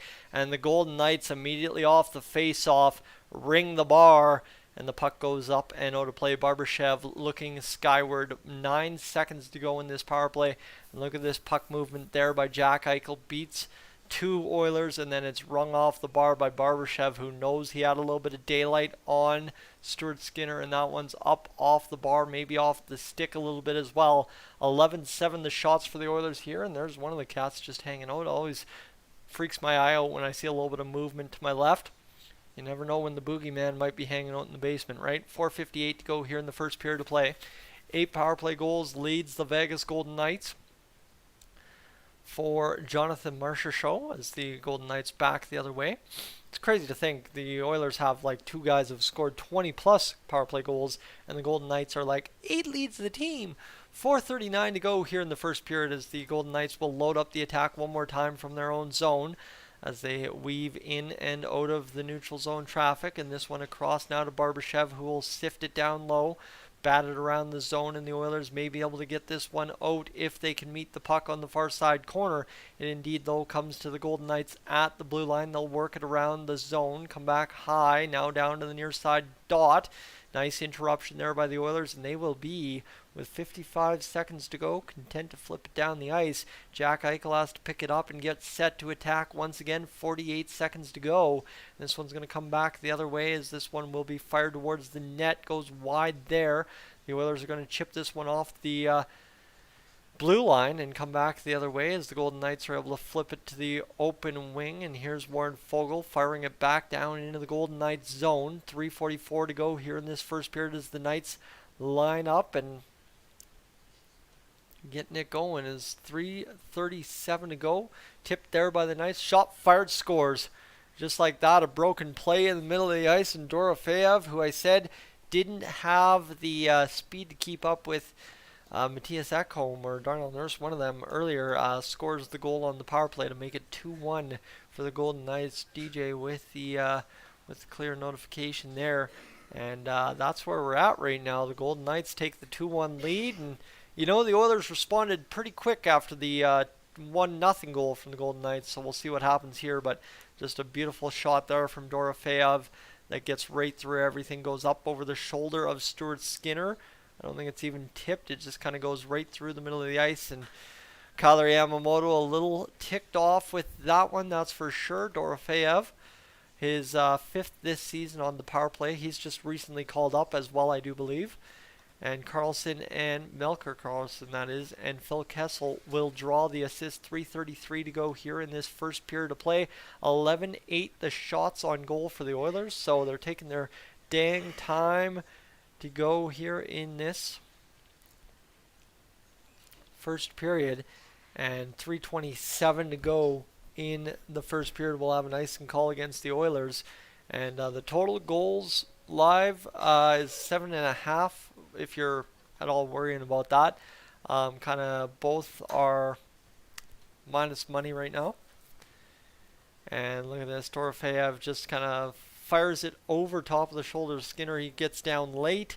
A little upset with that one. 3:27 to go, obviously. So really no one to blame on that one. That's just a good shot selection there by the Golden Knights to fire it from where they did, when they did. And we have a brand new game with the Oilers trailing here in this first period of play. Stuart Skinner out to play the puck. He'll bat it off to the defenseman. This one flipped into the middle of the ice, and here comes Yamamoto chugging down the ice. But it will be, again, another icing call against the Oilers. So we're starting not too hot here in this first period, realistically, now that we're trailing, right? We're holding our own, but now things have kind of gone a bit sideways late with about 3 minutes to go. So hopefully the Oilers can translate this into a little bit better of an effort here the rest of the way home, and then maybe turn on a good one right here. So 3:07 to go here in the first period. Face off to the left of Stuart Skinner. Connor McDavid to take it.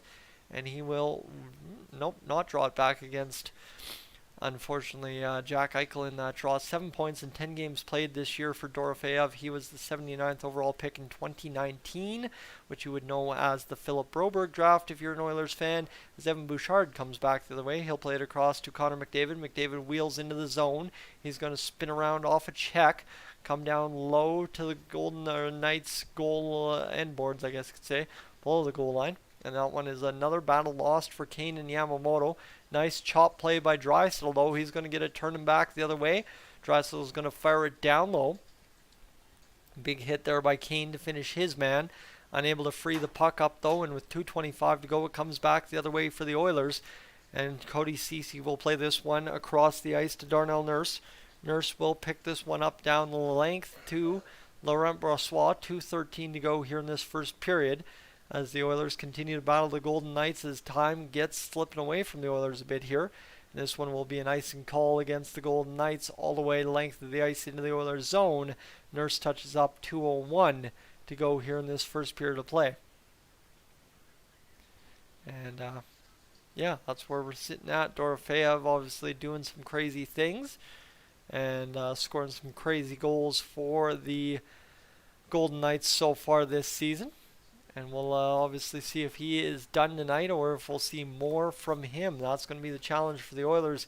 Keep the Golden Knights off the rest of the game, and you probably stand a pretty good chance at winning this hockey game, I would say for sure. And DJ didn't see your comment there about getting it back, but hopefully the Oilers do get it back. The shot fired towards the net, blocked in front on the shot from Cody Ceci. Ryan Nugent-Hopkins sees it go to the blue line. Cody Ceci now off the D-to-D pass. He'll fire another shot blocked in front yet again.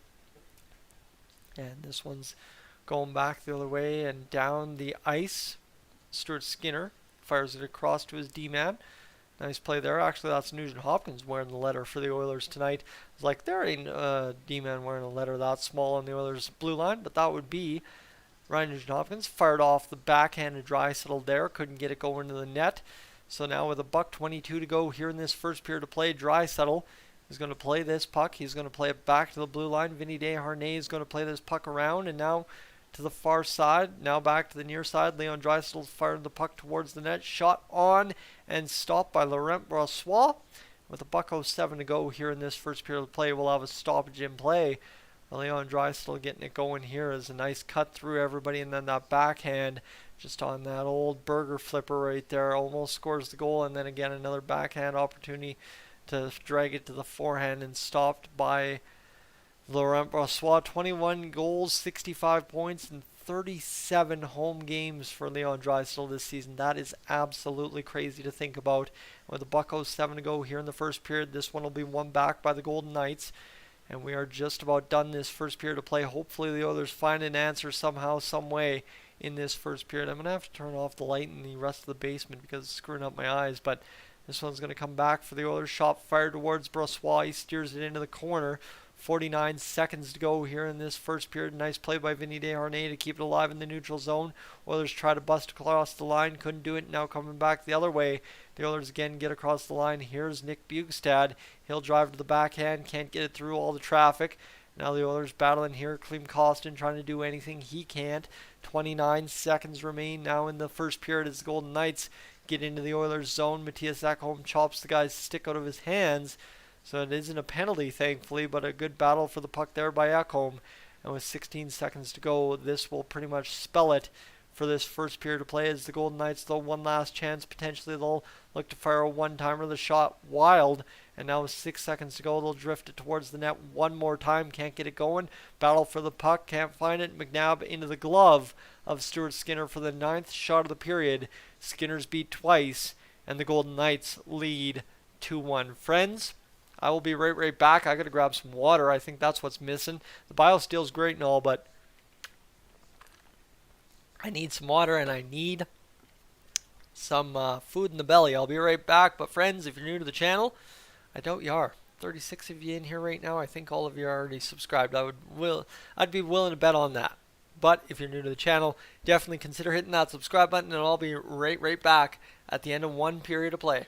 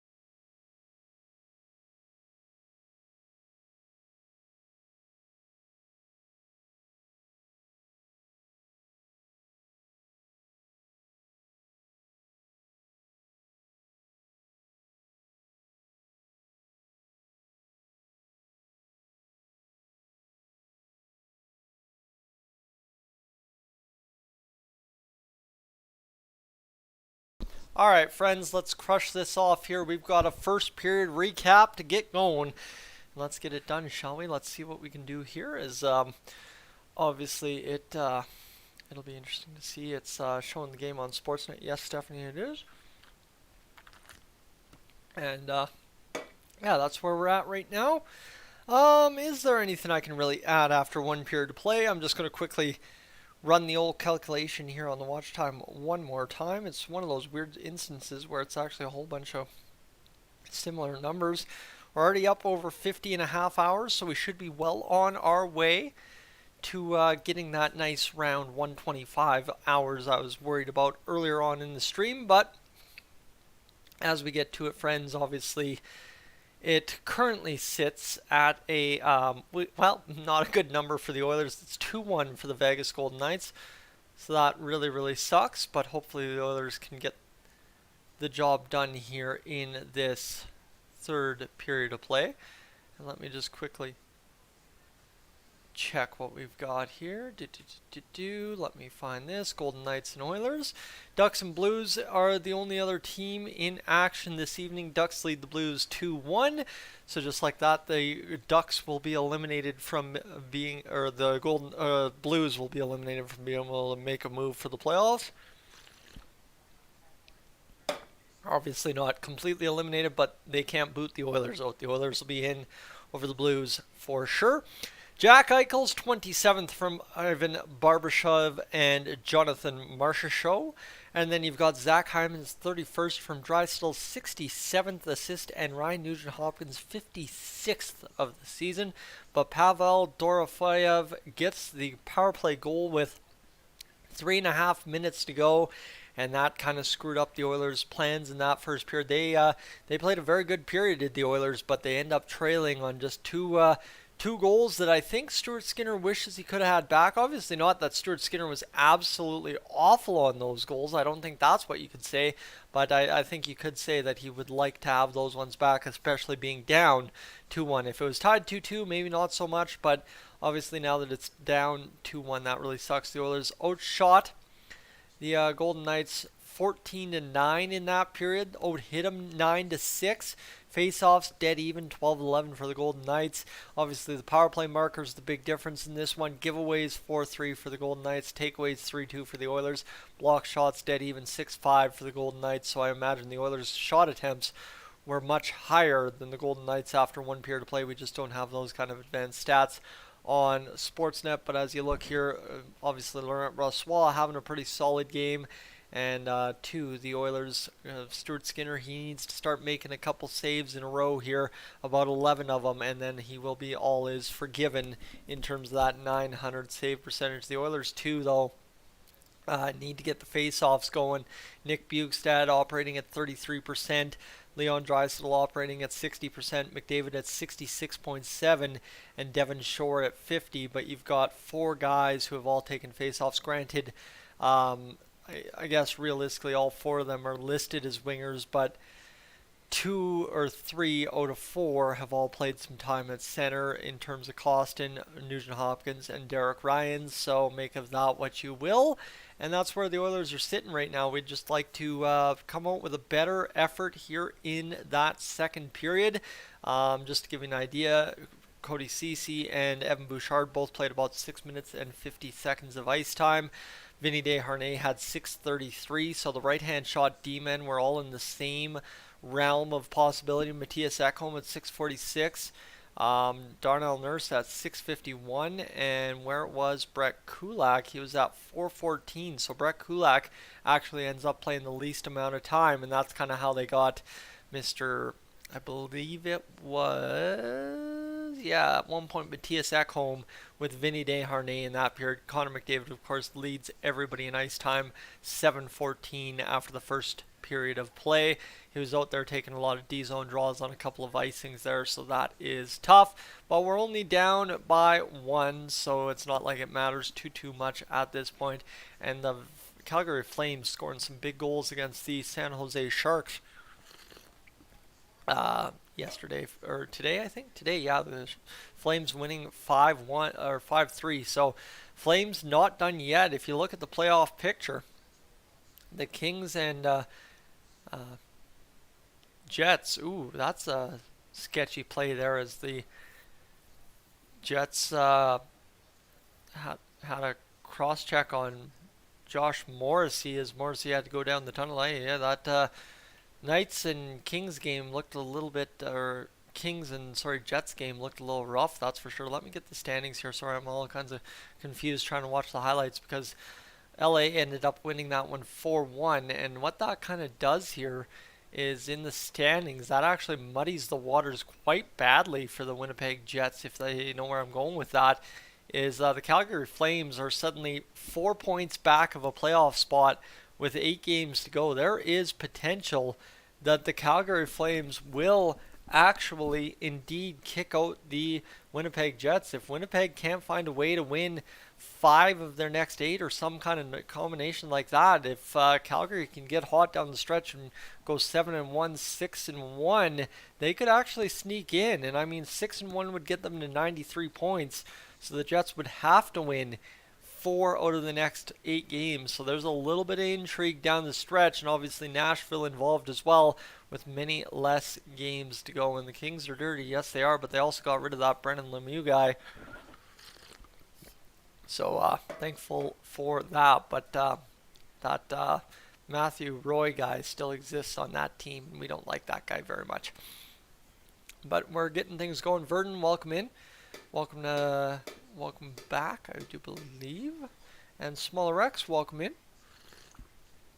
As we're getting things going, Skinner has to play better for the rest of the game, or it's not going to end well. Well, I don't know if it's all Skinner's fault, realistically. Like I said, he'd like to have it back, but I don't think there's much more he could have done. He got over on the one for Draisaitl, but if you watch, he kind of banged his skate off the post as he kicked across. So, again, one of those, just, yeah, okay, freak things happen. And I'm not trying to make excuses for Stuart Skinner. I'm just saying both goals, like, weren't that Stuart Skinner was horrendous on them, right? Not Jack level or Jack Campbell level horrendous that we're all upset about. Like, that's two good shots, and goalie wasn't equal to the task. So that's kind of hockey at the same time. And for some reason, it's getting real hot down here today. This fireplace is definitely kicking the heat. 3:20 to go in that second period, and then the Montreal Canadiens were able to chip home a goal for Harvey Pinard, who, well, they absolutely beat up on the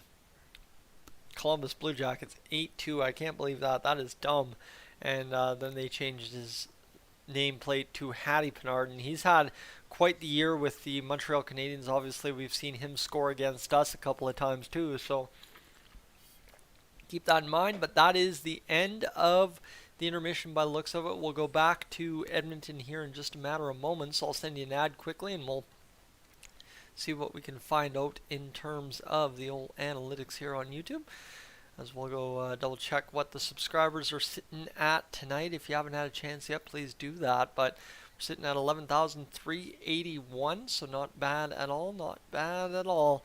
We're coming together towards that end of March live streaming Cold Lake. If you haven't had a chance yet to check out the Cold Lake preview, I would love if you could do that. I'll throw that in the chat for you right there. As Patrick and I and Gillis TV will be live from Cold Lake next weekend on Rink 2, covering off the the U18 Female B Hockey Alberta Provincial Championships, and I'm looking forward to seeing what happens. I'll have to see here. As we'll like that, and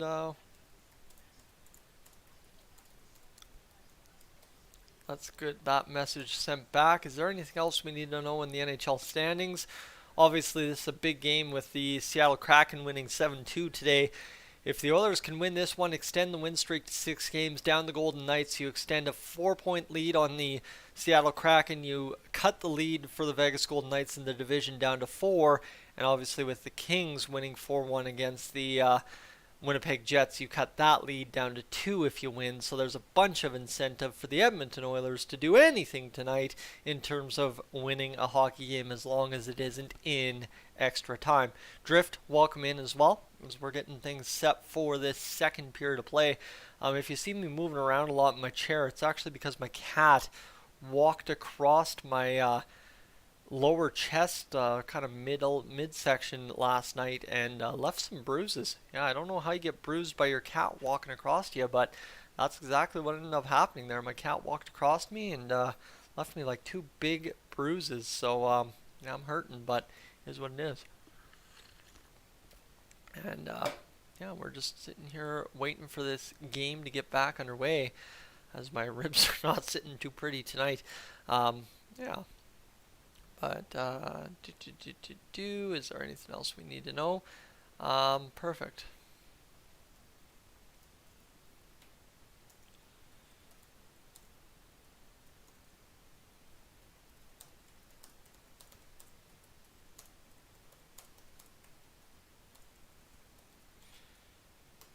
Alright, there we go. We should be ready to rock. Of course, just again, still kind of doing all the last minute things that you have to do, and here it is. As there we go, Patrick getting it up on his channel as well. We like to see it, and there it is. Oh, that notification was in there just a second ago. Oh, there you go. You're hearing it. That's copyright Dolynny TV. No, just kidding. It's Patrick from the Oilers Fanatic as well. It's his video. I just uploaded it to advertise. Cool. We should be good to go, and like you're hearing the audio if you haven't already, but for the first time, there will be a lot to love from that tournament in Cold Lake. I'll give you a little bit of preview stuff over the course of the week, but there we go. So the big board presented by Sportsnet, and Cabby getting us going for this intermission, and we should just about be ready for the Oilers to get back to work here in this third period of action. And they've got a little bit from the Toronto and Connecticut game, which is the Toronto Six and the Connecticut Whale. Way back when, actually, the Connecticut Whale were my favorite women's hockey team, to be honest with you, when they first got going. Loved that Whale jersey. And we should be good to go here soon.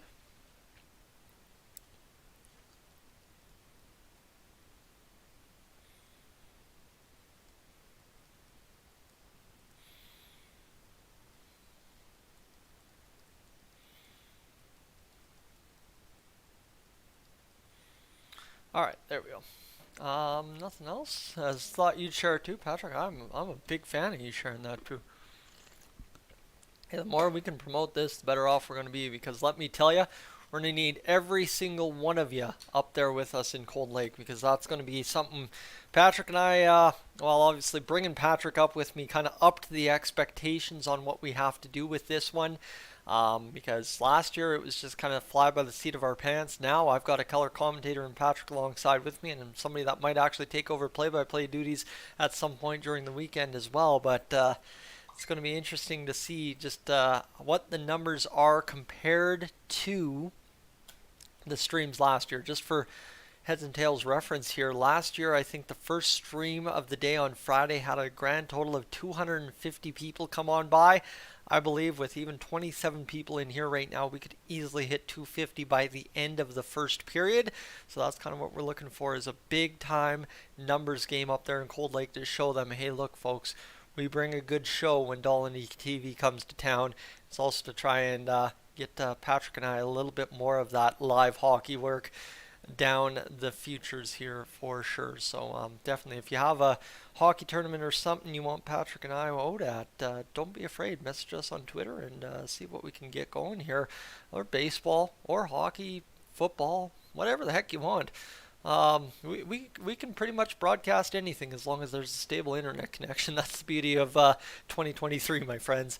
We're on commercial break. We are just about ready to go back to Edmonton. If I could stay focused tonight, we'd be doing real good, but that's neither here nor there this evening. It's just kind of, I'm getting really, really giddy for Cold Lake. Obviously, tomorrow's going to be a struggle of a day doing all the house cleaning and getting all the pet stuff set up for the rest of the week, and then obviously too, Monday I've got some stuff going on, and then work as well, and then all of a sudden Tuesday it's work a full day and hit the road 5.5, 6 hours from Airdrie all the way up to Cold Lake in the span of an evening, right? Leave Airdrie about 5 o'clock, get to Cold Lake about midnight. It's going to be pretty crazy. Obviously I'll have to stop to eat somewhere in there, so that's why it's about midnight, but that's where we're at. Jeffrey? To your point, the Oilers need to take control of the game in the second. You are not wrong. The Oilers need to do something special here. And the Oilers, though, had control in that first period. 9:30 in the O-zone, 3:14 O-zone possession. Slot shots were 7-1. Chances were 8-2 or something like that. So that's pretty crazy. In the 60-goal seasons for the Oilers and Connor McDavid, while Matthews had one last year, Stamkos in 11-12, and Ovechkin in 07-08. Seems like so long ago for Ovechkin, but yeah, that did indeed happen. And here's Connor McDavid talking to the referee at center ice. He seems a little animated about a little something. Continues to chat away, and now the Oilers will line up for this face-off. McDavid draws in. The referee makes sure of things here at center ice, and we are down, ready for this second period to play, sorry. Feels like time for the third already, though how late it is, 9 o'clock. Normally would be time for the third on a Tuesday or Thursday or Monday or Friday night, but here come the Oilers back the other way. Yamamoto carries in. He gets absolutely laid out, and the Oilers will play this puck around. Brett Kulak will hammer it in down the boards. Comes around to the near side, bounces off an Oilers stick. 9:37 to go. It's fired down the length of the ice and cleared with 27 seconds gone here in this first period for a nice and call. Oilers to score 60 goals in a season one time. Gretzky, well, he did it 5 times. Curry did it 2 times, and then Connor McDavid has done it once. So when you're the third out of 3 Oilers to do something in Oilers franchise history, and the other 2 guys are Gretzky and Curry, you know you're doing something pretty dang special. Even Mark Messier never had 60 goals in a season for the Oilers, so there you go. That's what you need to know. The Oilers' Connor McDavid standing in the top 3 all time in terms of goal scorers in a single season. And here we go, the Oilers back the other way. Obviously, he won't beat Gretzky's whatever it was, 92 back in the day, but the shot fired save by Brossoit on Nugent Hopkins will have a stoppage in play with 45 seconds gone here in this second period of play. And obviously the Oilers need to get going here and try and finish this one off hot. McDavid has recorded 2+ points in 11 straight home games this season. That's pretty insane, and hopefully McDavid continues that. Jeffrey, to your point, he needs 2 tonight. Well, a good chance he gets it. Here's the face-off win for the Oilers, down low and buzzing around the zone is Leon Draisaitl, leaving it there. The shot towards the middle, steered off the pads of Laurent Brossoit. A perfect pass. Stick goes flying for a Golden Knights player. And now to the near side, Zach Hyman wheeling around. He gets back to the blue line. Nurse is going to fire a shot on net. It's blocked in front. Now a play there by Hyman. Plays it down low. B, welcome in. And this one behind the net, played to the front, can't get it going, and now length of the ice clear by the Oilers accidentally, all the way down to Stuart Skinner, and the Oilers will retrieve Cody Ceci in behind the net. He'll battle around. 18:35 to go here in the second period of play. So what was that we were saying about time slipping away? The Oilers already have played a minute and a half of this period and continued their dominance from the first period in the Golden Knights zone. 113 goals is most in the NHL here for the Oilers in the second period, so hopefully they can get things going in the matter of moments. 16-9, the shot fired off the post, and Connor McDavid tries to wheel and deal, and here's Yamamoto with Evander Kane.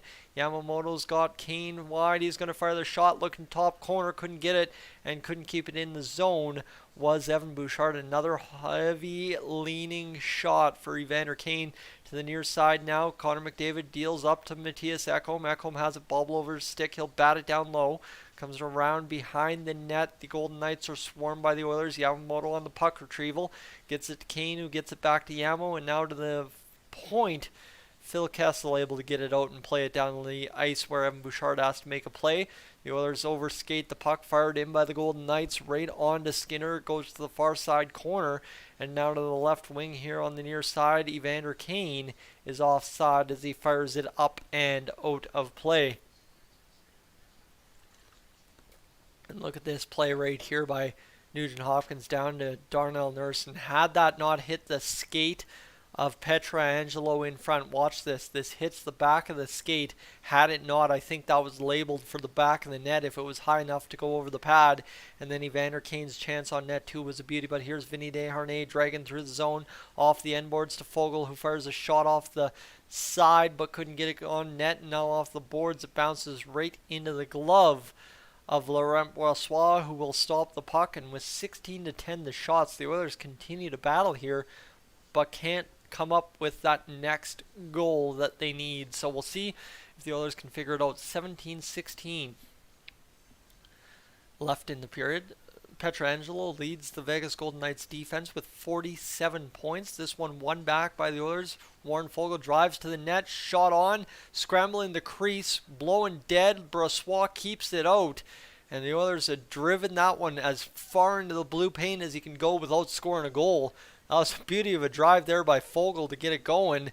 And 17-10, the fourth line is denied right there, or third line, whatever you want to call it, as Foegele drives and takes it to the net, jams it through the 5-hole. Derek Ryan's down in the crease, but it's just right off the pad of Brossoit, who stands his ground with the pad dug in. And this one here as well, Pietrangelo taking a shot off the skate. Looks like he might be hurting at this point, so might have gone down the tunnel or something. Didn't hear the actual announcement on the Oilers broadcast here, but 17-10 to go. Maybe if I take the earmuff off like I normally do, Matthias Janmark will be able to get things going here for the Oilers. It's one back, and we will redrop that puck. The referee did not like it, so it's 17-10 to go here in this second period of play. The Oilers now lead 17-10 in the shot department, have won 5 of their last 6 against the Golden Knights and scored 3+ goals 5 times. That's quite the stat, and obviously the 4-0 shutout for Laurent Brossoit would be the last time we lost against the Golden Knights. Well, man, welcome in. As we're getting things set up here this evening, this shot played by Stuart Skinner around the boards. Backhanded there by Clean Costin, but unable to get it past the man. And now 16:50 to go here in this second period. And the Oilers continue to battle off the end boards, trying to come up with this puck. 18 shots now updated for the Oilers. Shot saved by Skinner. He didn't even know it was coming before he butterflied down for that one. And White Cloud just about had Skinner leaning on that one. And we're just going to take a second here, as it looks like White Cloud's actually wearing the bubble, the fishbowl. Let's see if we can just update the watch time here. 5.55 divided by 60. Oh yeah, we're already at 62 hours. Not even midway through the second period. We should be well on our way to hitting that 125-hour mark that we normally do here on the stream as of late, as we continue to wait for this puck to drop. With 16:40 to go here in this second period of play, the Golden Knights will lose the draw. The Oilers able to retain it in their defensive zone, play it ahead to flex off Golden Knights' glove, and then knocked down in the neutral was Zach Hyman, unable to play it. And the Golden Knights transition it back the other way as Stuart Skinner has to come out to play the puck. Dangerously, though, as the defense almost overskated the puck, and the Oilers able to come up with it with a pass by Leon Draisaitl to Zach Hyman. Hyman will look to play this puck. He'll dance around a couple of times as Leon Draisaitl will skate around again. He'll fire it in. Sorry, that's Ryan Nugent-Hopkins firing that puck in, and now there's Draisaitl as the motion sickness setting in here, as the camera was whipping around pretty good there. And here come the Golden Knights back the other way. The shot dragged towards the net. Couldn't get it on, though, was Jack Eichel. And now 15:57 to go as Zach Hyman had lost his stick briefly. Shot played to the front of the net. Can't get it going, and the Oilers will try and transition back the other way. Shot back in by the Golden Knights to the near side boards. Darnell Nurse able to come up with this puck. He'll play it across to Cody Ceci. Ceci under duress fires it off the end boards back to Darnell Nurse. 15:38 to go here in the second period of play. There's a little sign there behind the Oilers net as that little fan tries to raise it up a couple of times. And this one, oh man, bad turnover by Darnell Nurse. Looking backdoor, Phil Kessel couldn't get it going. 15:20 to go here in this second period, and that was an ugly play by Darnell Nurse, but thankfully the Oilers survived that right there. And this one will be chopped back into the Oilers zone, and suddenly the Oilers with puck management getting sloppy, and Stuart Skinner has to bail us out with a huge save to keep us steady Eddie down by one here in this second period of play. That was a big save for Skinner. We needed that one. And that was just bad. I guess maybe a credit to the forecheck, but bad play by Darnell Nurse, and it just kind of goes right through into the middle of the zone. And then this one right here, the Oilers beat back to the puck, and Darnell Nurse caught watching for a split second to see where the pass was going, and the Oilers were able to escape there also by not giving up a goal. As here we go, 15:04 to go here in this second period. The Oilers able to get going back the other way. Here's Warren Fogle. He'll fire it off a body in front. Derek Ryan's tackled down, and this one back the other way as the Golden Knights get into the Oilers zone. Vinny Desharnais is able to get it going. Stuart Skinner, though, to his credit, has won 8 of his last 9 starts. The Golden Knights turn it over high. And this one can't get it going, so 14:41 to go as the Golden Knights battle it back into the defensive zone of the Oilers, where Vinny Desharnais is able to bat this one out. Derek Ryan will play this one across to Brett Kulak, off to the side to Nick Bjugstad. Bjugstad plays it in front, can't get it going. I want to just, next stoppage and play, somebody remind me to look at Patrick's upload there, as this one played to the middle. Nice grab and hold there by Matthias Ekholm, and this one will now allow Evander Kane to fire it out and get Brett Kulak skating up the boards. Kulak's going to try and play this because he needs to get off the ice. He's been on the ice a while. He does, and here come the Oilers back the other way. Evander Kane able to play it across to the new man on the ice. Evan Bouchard tees it up, and it goes up and out of play. So a stoppage and play there. 18-13 the shots for the Oilers, but nothing as of yet in the goal department. It's only a 2-1 hockey game here, as Bouchard's shot is absolutely blocked by the Golden Knights. And just want to take a quick check to see what Patrick's video is doing. Oh, there we go. Not too bad at all. And I love how his graphic is about the exact same as mine. Love to see that. And looks like we've got a little bit of excitement brewing here for the U18 Female B Hockey Alberta Provincial Championships, now up in Cold Lake at the end of the month here. So We don't mind that. If you're just joining the chat, friends, if you haven't already, Cold Lake video, what I'm talking about here, you can check that out as we're coming along here in this second period of play, as that video continues to get a couple of views along the way this hour, up to 13, so it's up to a total of 68, so at least 68 people know what's happening with that video here soon. And we'll see what ends up coming from that. But we're live in Cold Lake next weekend, live with Hockey Alberta Provincial Championships, which is always a pleasure when you get to call championship hockey, whatever level, whatever age range, whatever what.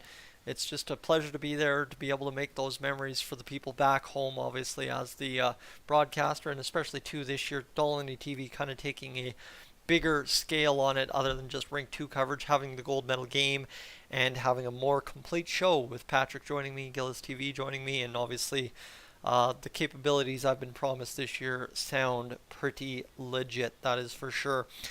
Just to say, we are at 65.8 hours watched on the stream so far, so we're rocking and rolling.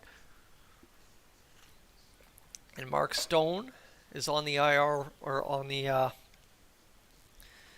whatchamacallit, on the LTIR for the Vegas Golden Knights, pardon me. So we'll see if that indeed translates to him coming back in the playoffs for the Golden Knights, which it sounds like it will at some point. McDavid draws in to take the face off here. 13:57 to go, and McDavid will not see that puck go in his favor, as the Golden Knights able to win the face-off, and they've clawed up to 13 shots in the game. So at least Stuart Skinner's made some saves this period, and hopefully I didn't just curse it there, as Plate, welcome in, as we are going around the boards. And here come the Oilers back the other way, as Connor McDavid skates this one up to Evander Kane on the pass, and now Kane's powering around as this one played there by Yamamoto. Oh, sorry, that's not Yamamoto, that's a left-hand shot out there with them. Who is that? Is that Klim Kostner, or is that Matthias Janmark? Sorry, that's Matthias Janmark. This one will come back to the blue line.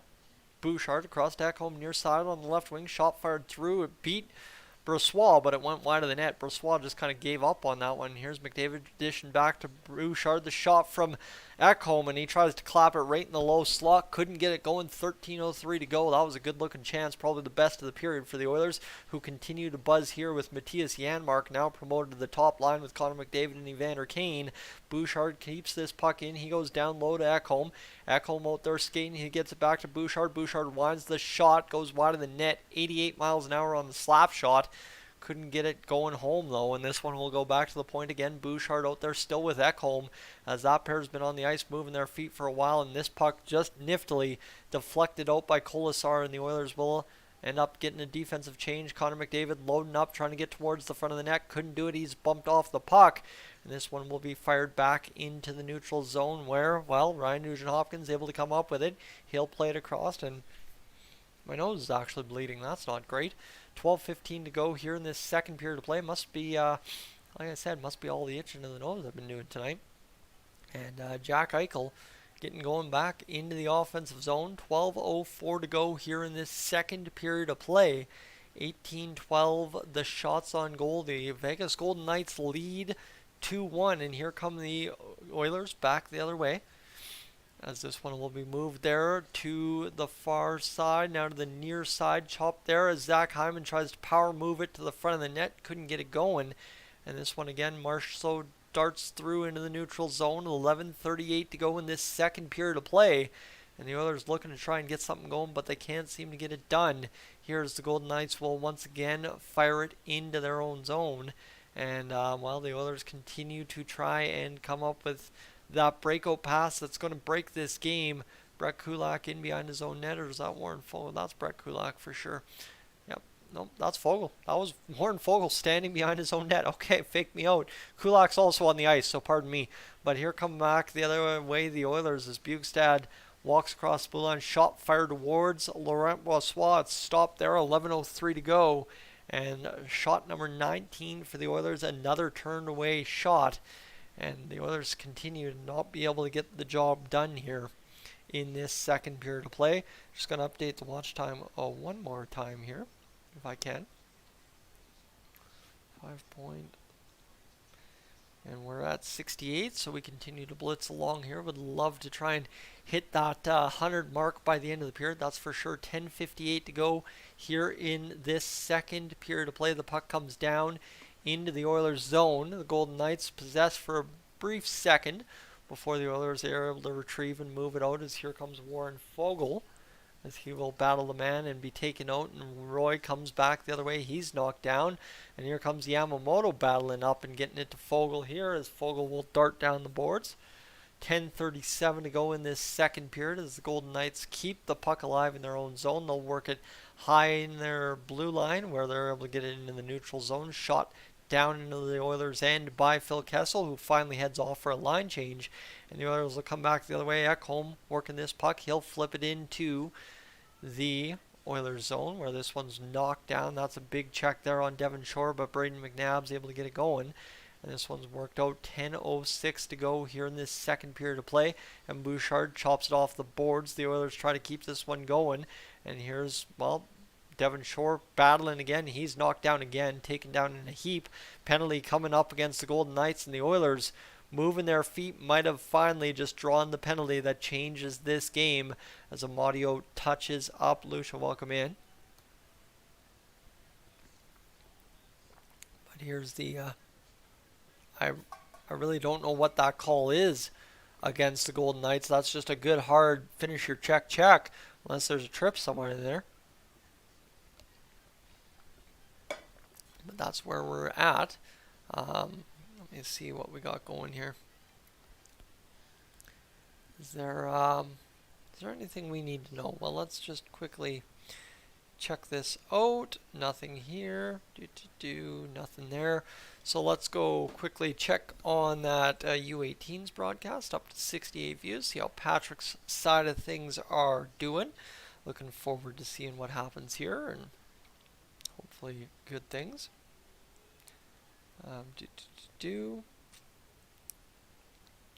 Don't think there is anything we need to know as of yet.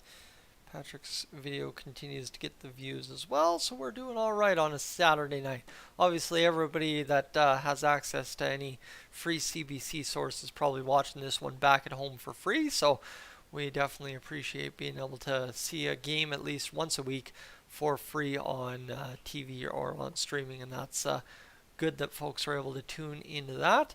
Do I think Connor McDavid will score, Nate? I'm hoping Connor McDavid will score, especially right here on this power play. That would be really handy if Connor could score a power play goal to get us back to a 2-2 tie. I'd really welcome that, that's for sure, but I guess we got to wait and see if that's going to happen here in a matter of moments or not. And let's see now. Career years this year for the Oilers, as Zach Hyman's previous high of 54 points has been far shattered. So has Nugent Hopkins' 69, now up to 89. It's crazy that Nugent Hopkins' 20-point difference is 4 years later, but also that 69 points was doable in that bad season. Who will win? I think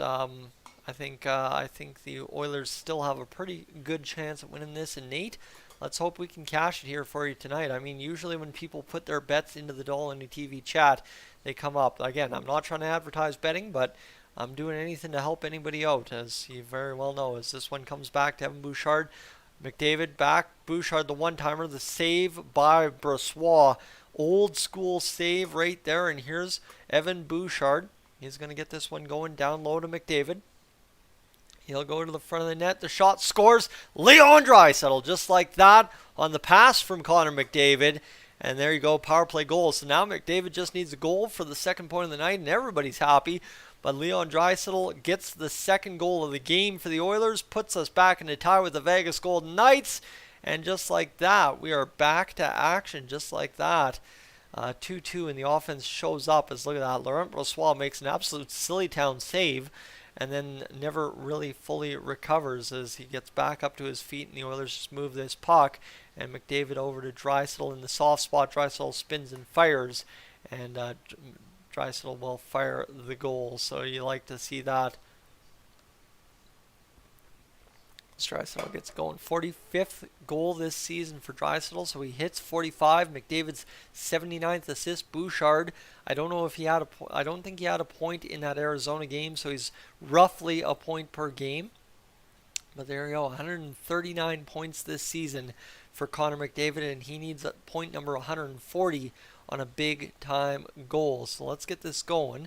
Backhanded there by the Oilers. A stick breaks for the Golden Knights on a battle for the puck. Oilers able to free it up to the far side, well, actually near side wing from the far side. And 8:53 to go here in this second period as Eichel will fire it towards the net. Marchessault fires it over top of the shelf. And now 2-2, here we go, as this one gets going behind the net. Marchessault looking to make this play. Eichel will play that one off the boards. And now the Oilers able to free up on Yamamoto colliding with a player. And if Foegele can make a good pass here, but they're late in the shift, so they'll just dump it in. 8:28 to go in this second period. And we're already halfway done this hockey game at 9:30 on a Saturday night. Don't mind me. Evan Bouchard plays this one down low into the Golden Knights zone, and Brossoit will play the puck, cover it up, and we'll have a stoppage in play. So the Oilers continue to take the puck to the net. Obviously, that was a beautiful, deceptive play there by Leon Draisaitl to spin and fire, take the puck on his backhand, curl it to the forehand, put it home, and you know the Golden Knights are very upset at themselves for taking that penalty that leads to the goal. But what do you do? 99th career power play goal for Leon Draisaitl. He'll be taking the team lead all time here pretty soon if they aren't careful. And this one won back there by Mattias Ekholm. And Ekholm will play this one around the boards. And Janmark will come off the far side boards, play it back to Evan Bouchard. Bouchard will play this one down low, but a turnover there in the Golden Knights zone with exactly 8 minutes to go. And now a breakaway back the other way. One-on-one, the shot saved by Skinner. Looked like it could have been a breakaway if he would have thrown on the Jets, but he didn't. 7:50 to go now as the Golden Knights will look to get the go-ahead goal, down 10 shots in the shot department. As the Oilers continue to put up shots here in this second period, now with 22 in the column. This one a 2-2 game as the Golden Knights fire it in. They can't get it going, and this one battling around. Evander Kane gets it over to Connor McDavid. Kane battles again, can't seem to find it, and now Mattias Ekholm gets it across to Evan Bouchard, fired to the near side wing where Evander Kane chases in. The Golden Knights disrupt with Brossoit coming out to handle that puck briefly. McNabb plays the puck. He's taken down by the forecheck of Zach Hyman. The Oilers coming in droves here in this second period, but obviously, like we said, not able to produce quite the offense we need to blow them out of the water here.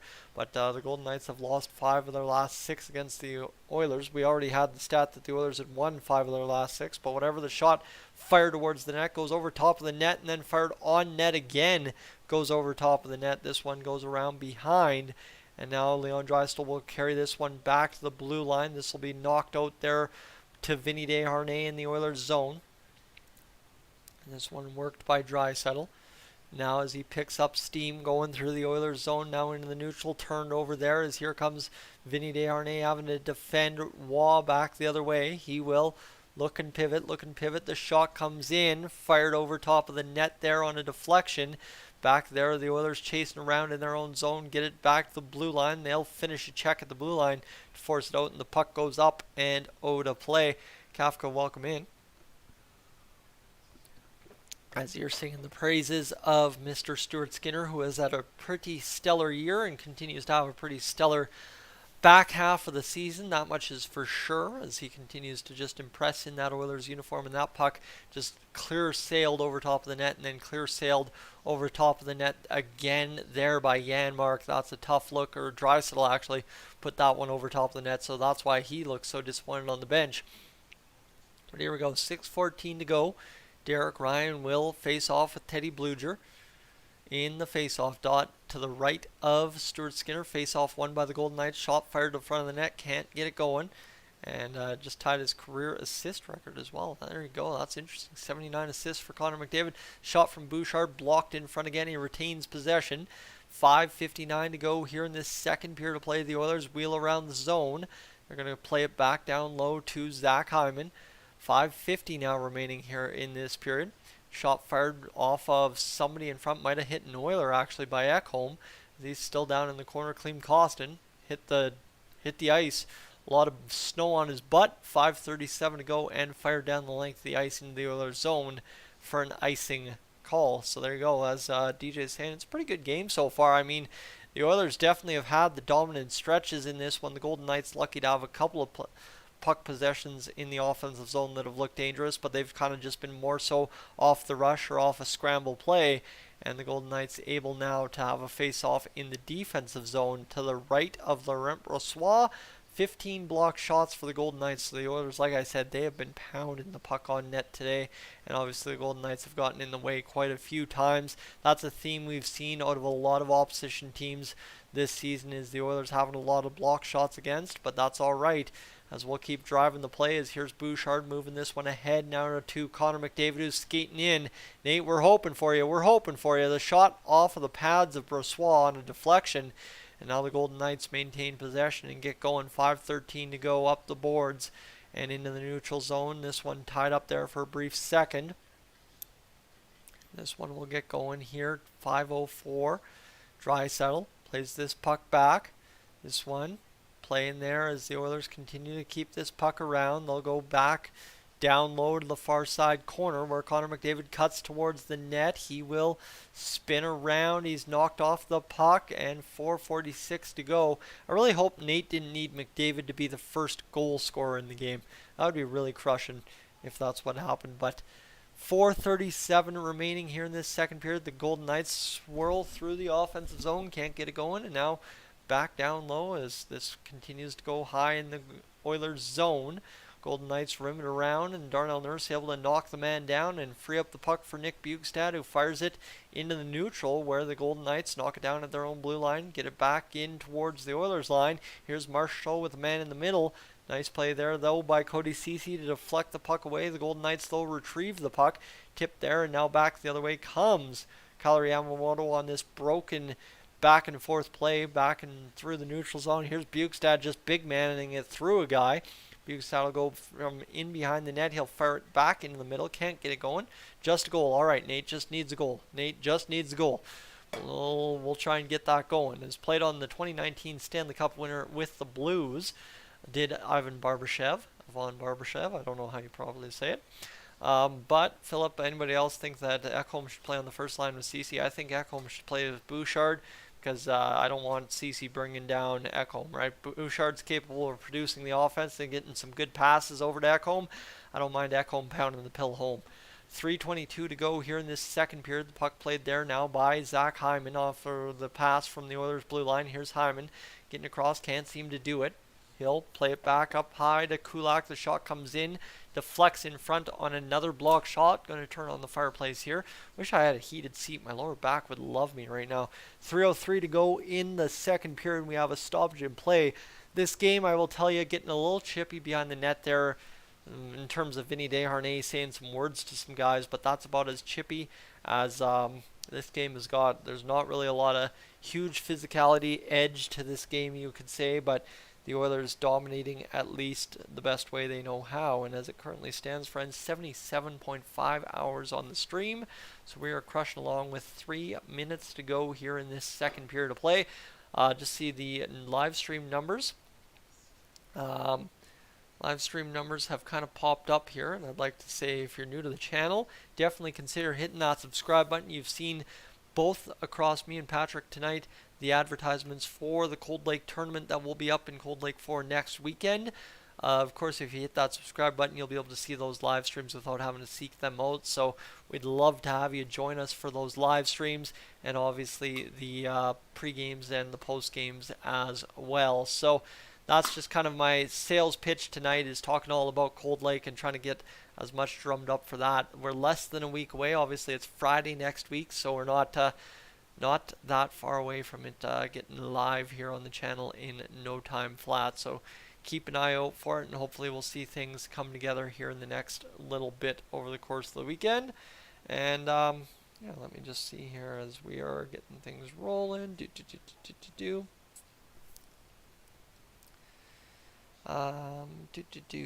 Let's see, what can I find here? I know what I'm looking for, I just don't know what I'm trying to find. And it looks like all my little bits of work here are coming together just nicely over the past few days here. And looks like I haven't watched that one, so let's just throw that on there. And we are good to go here in the matter of a few minutes, friends. We're just about to finish off this. Second period of play, and we will just let that run for 9.5 minutes as we are ready to rock and roll here in the matter of a few minutes time. And looks like Essex County, I don't know what that show's all about, but it looks like it could be a half decent CBC show. And let's get back to this. Let's get back to the chat here. And thumbs up, just do it. Yeah, I'd appreciate it if you could leave a thumbs up on the stream. 3 minutes to go here in this second period of play, as the Oilers will see this one forced into the Golden Knights zone. We don't mind that. And this one will be played back around and over by the Oilers into the middle of the ice. Brett Kulak with the puck. He will go over to Vinny Desharnais. Kulak will work this one down low. Kulak continues to battle here. 2:39 left in the second period. The Oilers could use a goal, I will tell you. I could use Homeland just putting in a player name into the chat here sometime in the next 5 seconds to get me really excited about what the Oilers are about to do.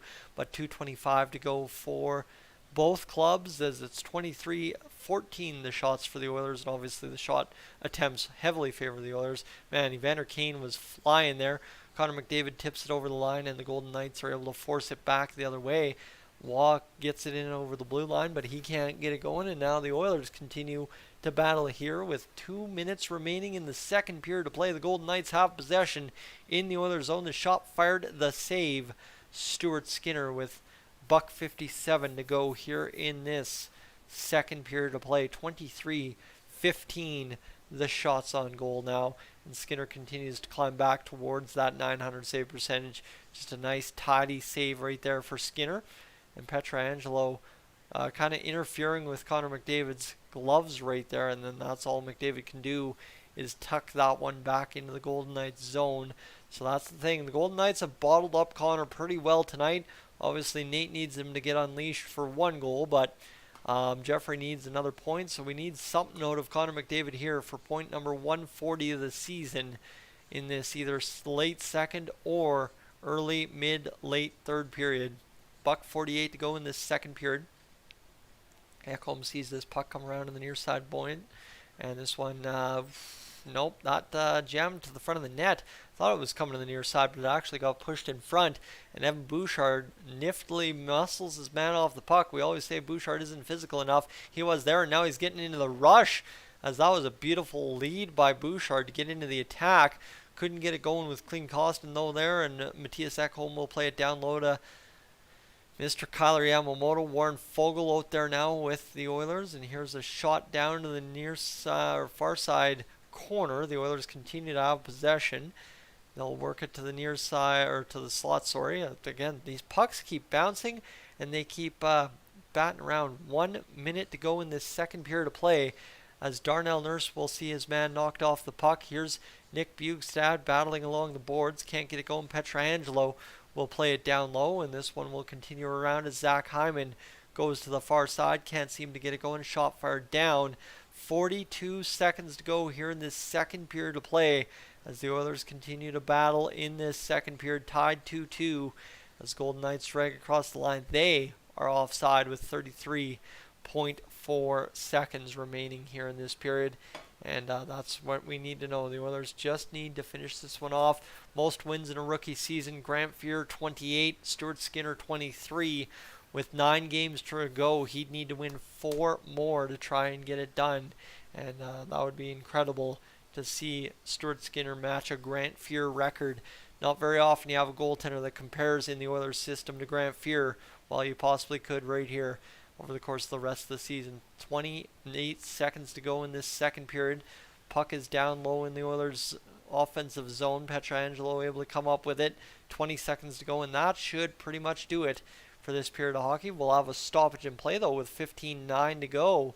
So Stuart Skinner covers up that puck, and there you go. You got one last stoppage in play and a chance for the Oilers to do something here. 2-2. And the Oilers must win the third period, Jeffrey. Well, that's the big thing, unless you stalemate it and go for overtime. But I doubt that's going to happen. Here comes Connor McDavid over the boards. Of course, that last home change, a beauty for the Oilers. as Mr. Jay Woodcroft pulled his troops off the ice. He'll get Draisaitl and McDavid. Draisaitl wins the face-off. That's Mattias Ekholm slamming it around the boards to the near side. Zach Hyman ahead to Connor McDavid off his skates and offside at the blue line. That was looking like, sorry, that's Derek Ryan that was offside at the blue line. So they loaded up with 3 centermen, the old empty net play with McDavid, Ryan, and Draisaitl, and they tried to load it up. 8.3 seconds to go. And Mark, you gotta keep your eye on us. I appreciate you hanging out with us as much as you do, Mark. It means the world that we had those special streams against Boston, and I at least was able to bring somebody along for the rest of the ride. Bruce Cassidy has had a good year in Vegas, well liked during his time in Boston, absolutely. But clearly it turned into a good result to see him do what he's done in Vegas and also see what the Bruins have done this season. And obviously 2 opponents the Oilers hope to face in the playoffs are the Vegas Golden Knights and the Boston Bruins. Friends, I'll be right back. I'm just going to run upstairs, refill my water. You hear me fidgeting with it. I'm dying for a drink. I'll be right back, and we'll get this third period of play wrapped up here after this second intermission. I'll be right back. Thanks for tuning in.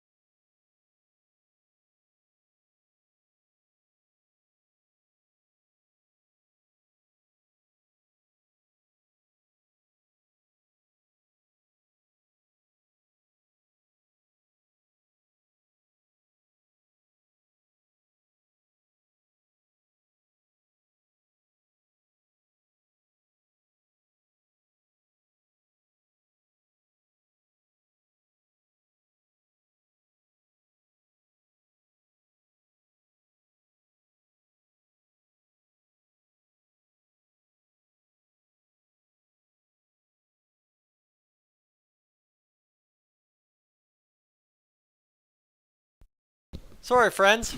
Don't leave you alone in the basement. I like it. Stoney, what a game! Yeah, no, it's been a fun one for the Oilers so far. What I was saying, it's a mundane 2-2 game through 2, based on the fact that realistically we haven't had end-to-end action. We haven't had like just pounded on net, big goalie saves, right? Stuart Skinner hasn't had to make massive saves so far this game, multiple back-to-back saves.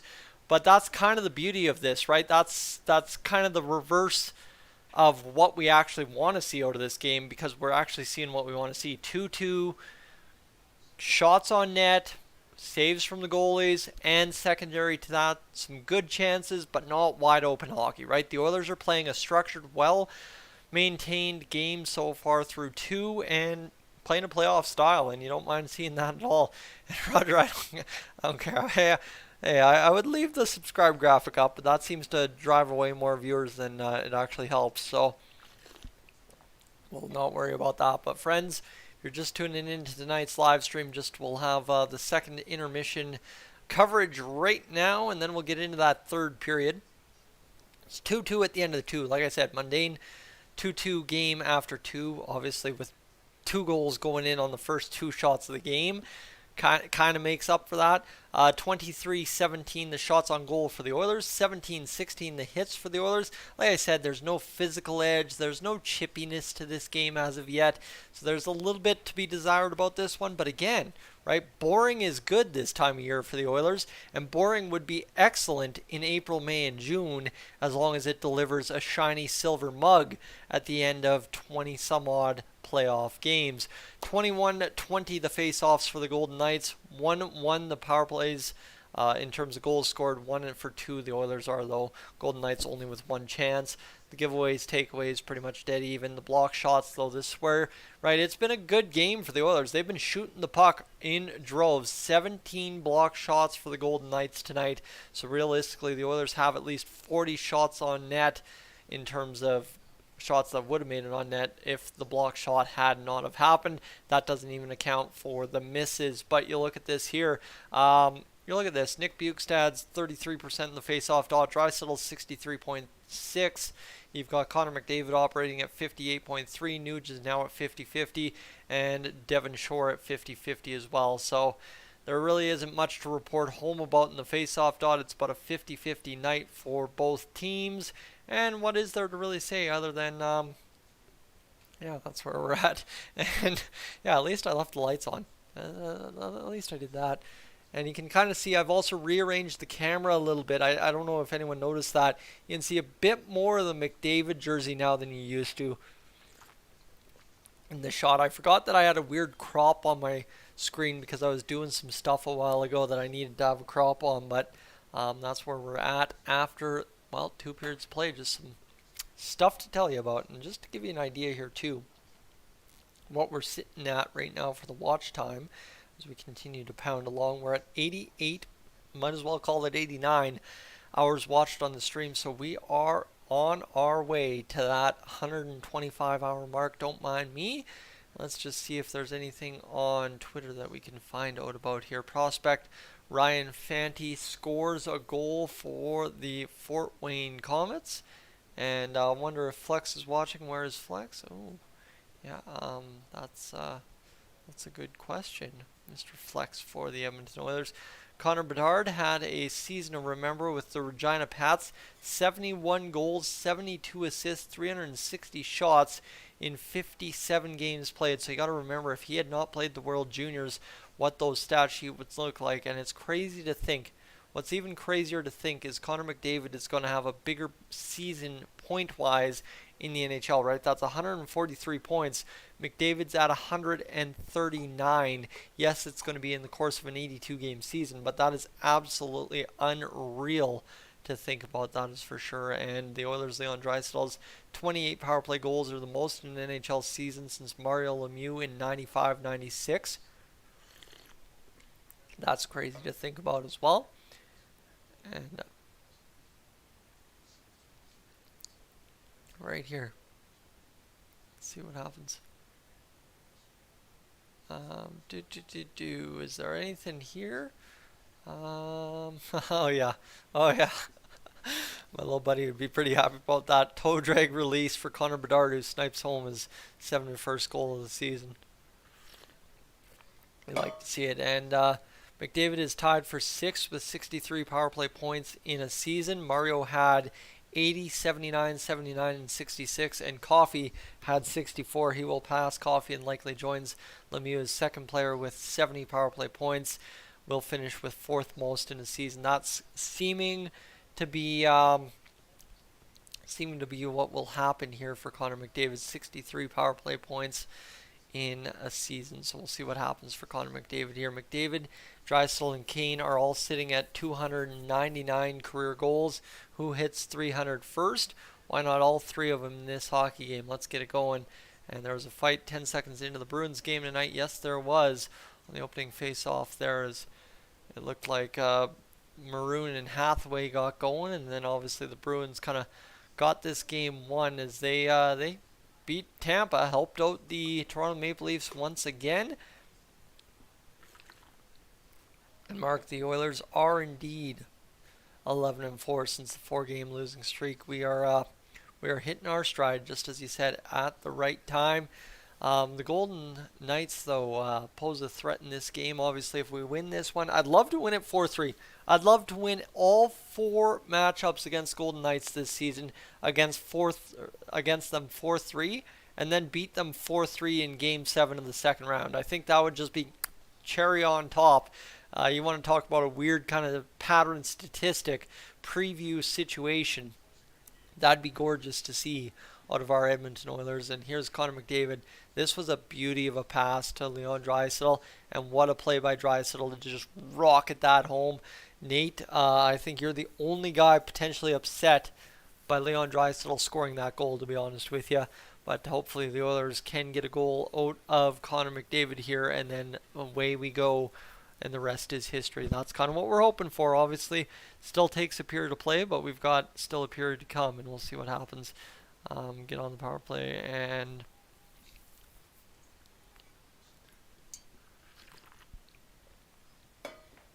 here we go. Ovechkin on the power play, only 4 seconds in. That is so unreal that a face-off win on the power play can do that for the for Ovechkin. Is that just scores that goal every single dang time.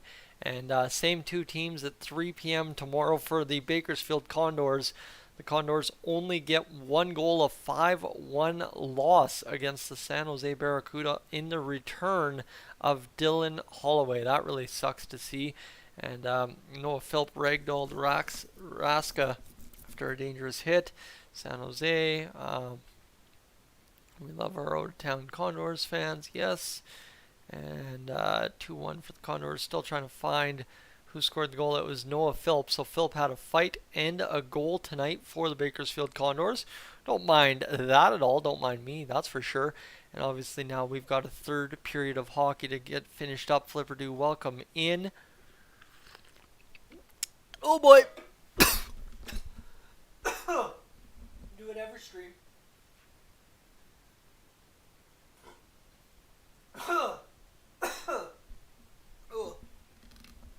Oh, dying. Don't mind me, I might just die. Oh man, that was not good. Water hit the back of the throat, and then I swallowed on instinct, and that was not a good throw deal. I just threw the BioSteel off the wall, but yeah, that wasn't good at all. So hopefully now we can kind of survive the rest of the way here, but yeah, that's it's not what you want to be doing, that's for sure. And just to give a quick look around the room here, we should be. This watching all that sequence that just happened back on replay was just kind of sad. That was not good. But yeah, we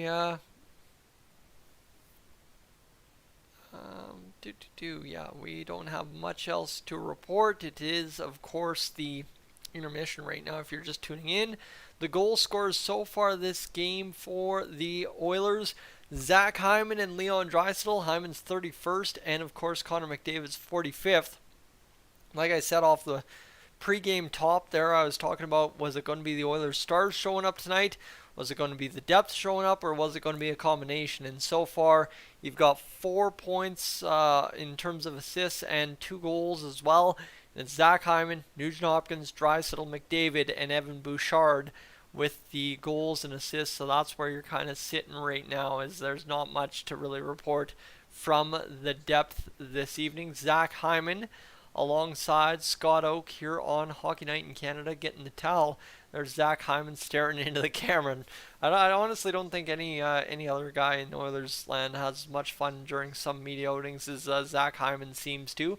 1 goal tonight, career high, 31st goals. He's always got a smile on his face and looking good doing it too. Looking good with that Hockey Night in Canada towel. I wonder if it's still as good of a towel as it used to be on Hockey Night in Canada. I don't know if Sportsnet's kind of cheaped out on the towels or what, but that's been one of the longest standing traditions in hockey history.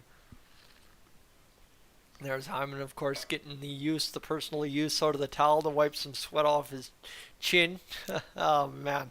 I love it. I absolutely love it. It's fantastic. And I would love to see, you can kind of see the outline on Zach Hyman's face where he might be able to grow in a pretty nice little patchy beard for the playoffs. I'd love to see Zach Hyman grow out a little bit of facial hair for the playoffs and kind of watch the Oilers grow out all the facial hair for the playoffs and go pretty deep into this dang thing this year.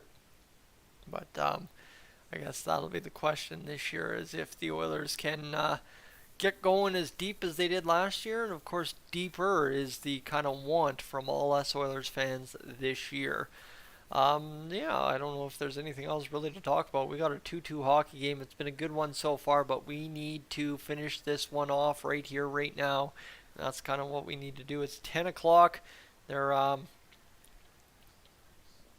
isn't much really else to say about this one other than let's go win a hockey game. That's what I need. Like, the Oilers need to do that. The Oilers just simply need to win a hockey game. That's all it comes down to, and hopefully they can indeed end up doing that tonight. And just quickly see here. As we'll clutch this off and get that going. Not much happening there. And Craig Rivet. Alright. We are just about ready to rock and roll here. Obviously, we are running up against the player cast tonight on Sportsnet's YouTube channel. So I'm always interested on a Saturday night when the game is available for free, and B2, it is a player cast night where they're covering things off. I'm always interested to see how numbers are, and I think we've had ourselves a pretty solid stream so far, so thank you to everybody that's been a part of it. We are just about set for third period action here. And just to give one last update of the watch time too, if you're just tuning in, Donald, welcome in. We are getting closer and closer to this third period. We just continue to bleed along through commercial break after commercial break, and we are now at 97.5 hours watched. So we are, I'll just say, total of about 25 hours on the stream watched away from hitting that 125 I had set out to hit earlier on. Patrick, pretty much win a period, win a game. That's all you got to say for sure, is the Oilers just go out there, play a solid 20 minutes, score a couple goals, don't allow any goals, and we walk away with a big time victory over top of the Golden Knights and a pursuit of first place while in the bag here if we can get that going. So let's try and get it. We need a 3-goal third period and then win in overtime. No, Jeffrey. We don't need a 3-goal third period. We need a 3-goal third period and win it in regulation 5-2. I ain't going overtime again tonight. As much as I'd love to see the numbers on the live stream, I do not need overtime in my life on a Saturday night against Golden Knights. They don't need any free points. We can't allow them to get any free points. And that would be an absolute disaster for the Oilers if they did. So let's go get this done here in regulation. Not sure what the commercial break is taking so long for. So let me run upstairs really quick, refill my water, and I'll be right back.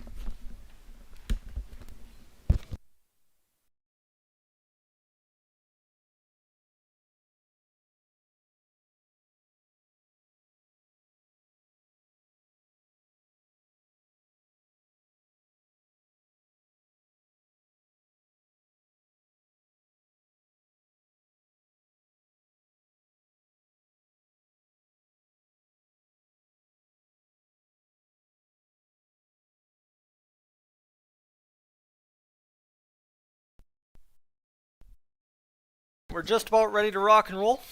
Should be good to get going here in a second. And we're recovering the goals here in a matter of seconds. Over the course of this 2 periods of play, as the Golden Knights scoring a couple goals here. Obviously to make it 2-1, and then Leon Draisaitl scoring the goal to make it going. Roger, we'll catch you in a little bit. And here we go. Do overtime goals count? You would have to ask your betting partner there, Nate. I would not know if that counts. Anytime goal scorer, I think it would count for it. Other than that, I don't know, but here we go. McDavid on the face-off. Bluger wins it forward. I gassed myself there. There's about 20 steps up and out of the basement, so that was a hard run. 9-3-1 record untied after 2 periods of play for the Oilers as the Golden Knights will fire it into the Oilers zone. Got 19:40 to go here in this third period of play, and we are just about ready to get things rocking, hopefully, for the Oilers. A big time period coming up as the Oilers will break out of their own zone, flipped in. Matthias Janmark has earned the top line time. Braden McNabb plays it around the boards. This one comes to the near side, fired out there by the Golden Knights, and they will bat it back into the Oilers' end. Goes all the way down to Stuart Skinner, who will leave it there for Cody Ceci. 1-goal games this season, total 37. Second wins 23. Second as well. Oilers able to play this one ahead. Work there, and it looks like I've got the little three-legged guy coming on down. 19:04 to go in this third period. The Golden Knights transition back the other way. Here's Draisaitl. He's coming around the boards, coming down the wing, can't seem to get it going. Shot towards the front of the net, goes wide there, and now a chance back to the blue line. Golden Knights will fire one off the end. Boards fired to the front, couldn't get it rolling, and now again another poke there by the Oilers. Draisaitl gets it back the other way, and they got to get something going here if you're the Oilers. The shot towards the front, kicked out by Brossois, 18.5. Let's get going here as this one's going to be chopped off by the Golden Knights in the neutral zone. Here's a nice play there by Eichel. Eichel's dancing around there. Can't seem to get it through anybody. Down in front is Darnell Nurse again. Both time down on both knees that time. Shot fired to the far side off a block there. 18:10 to go in this second period. Golden Knights are flying here. The Golden Knights are probably having their best sequence of hockey all game long, and I mean they've scored 2 goals otherwise. So 17:58 to go here as it continues to be funneled towards the net.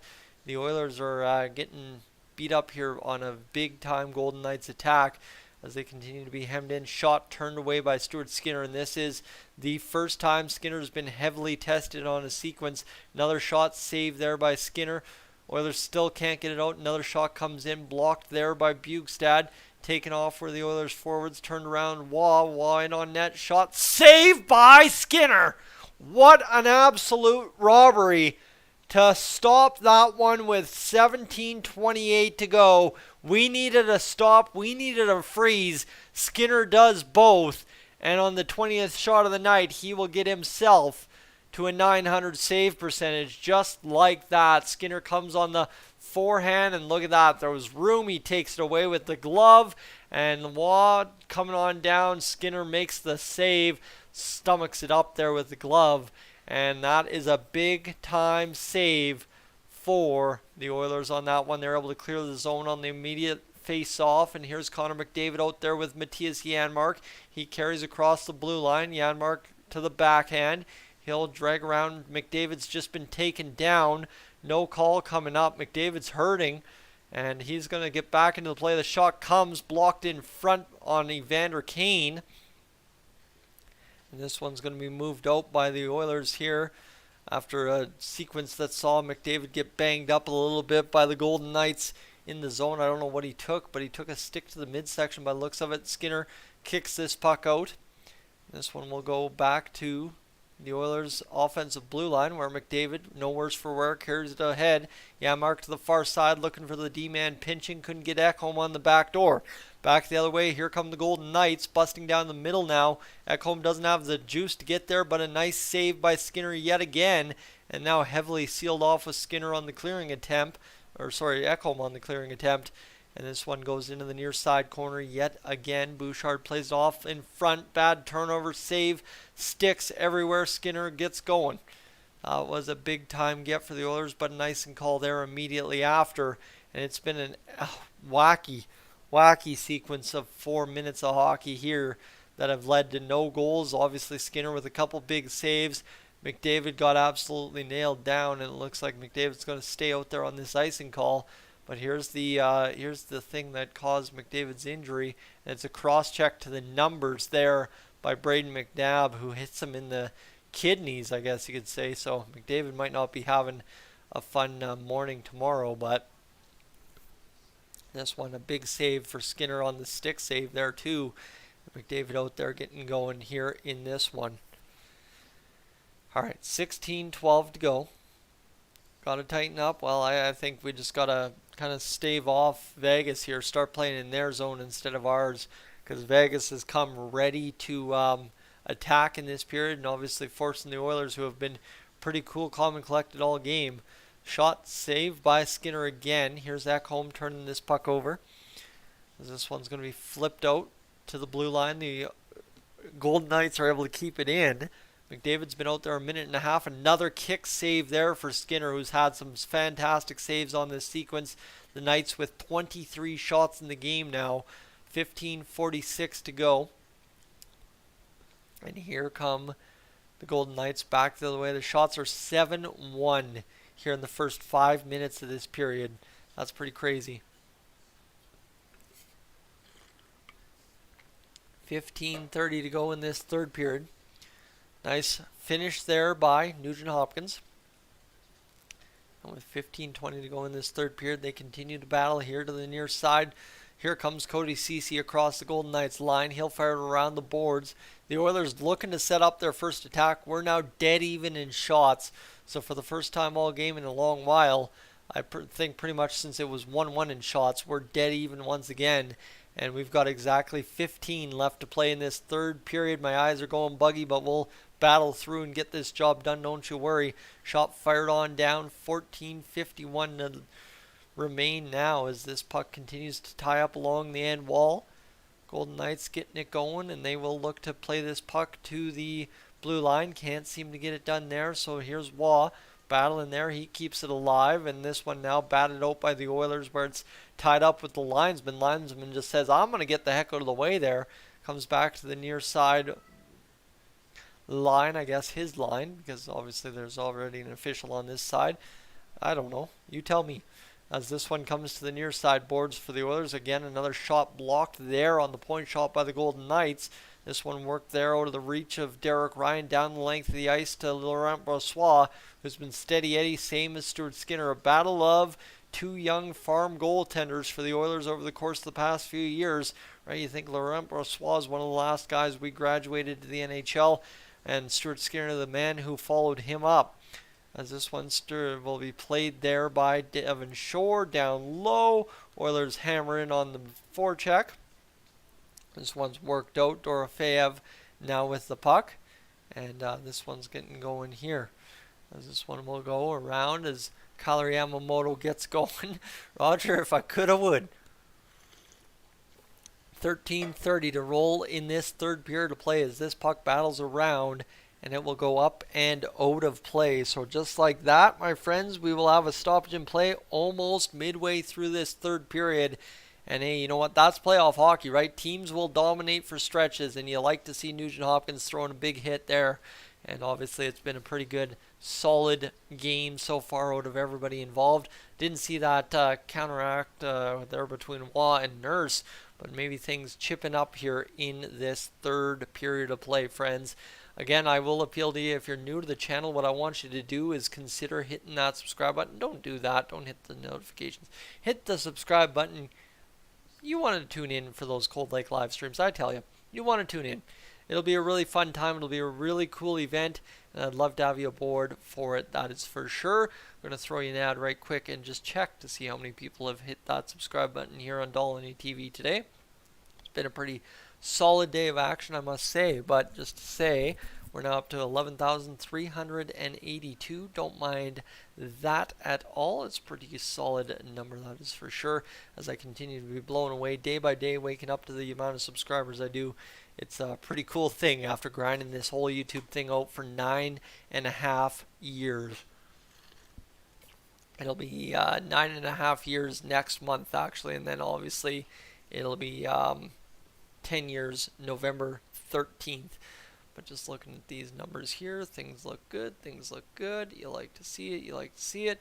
And we should be good to rock and roll here in the next few minutes.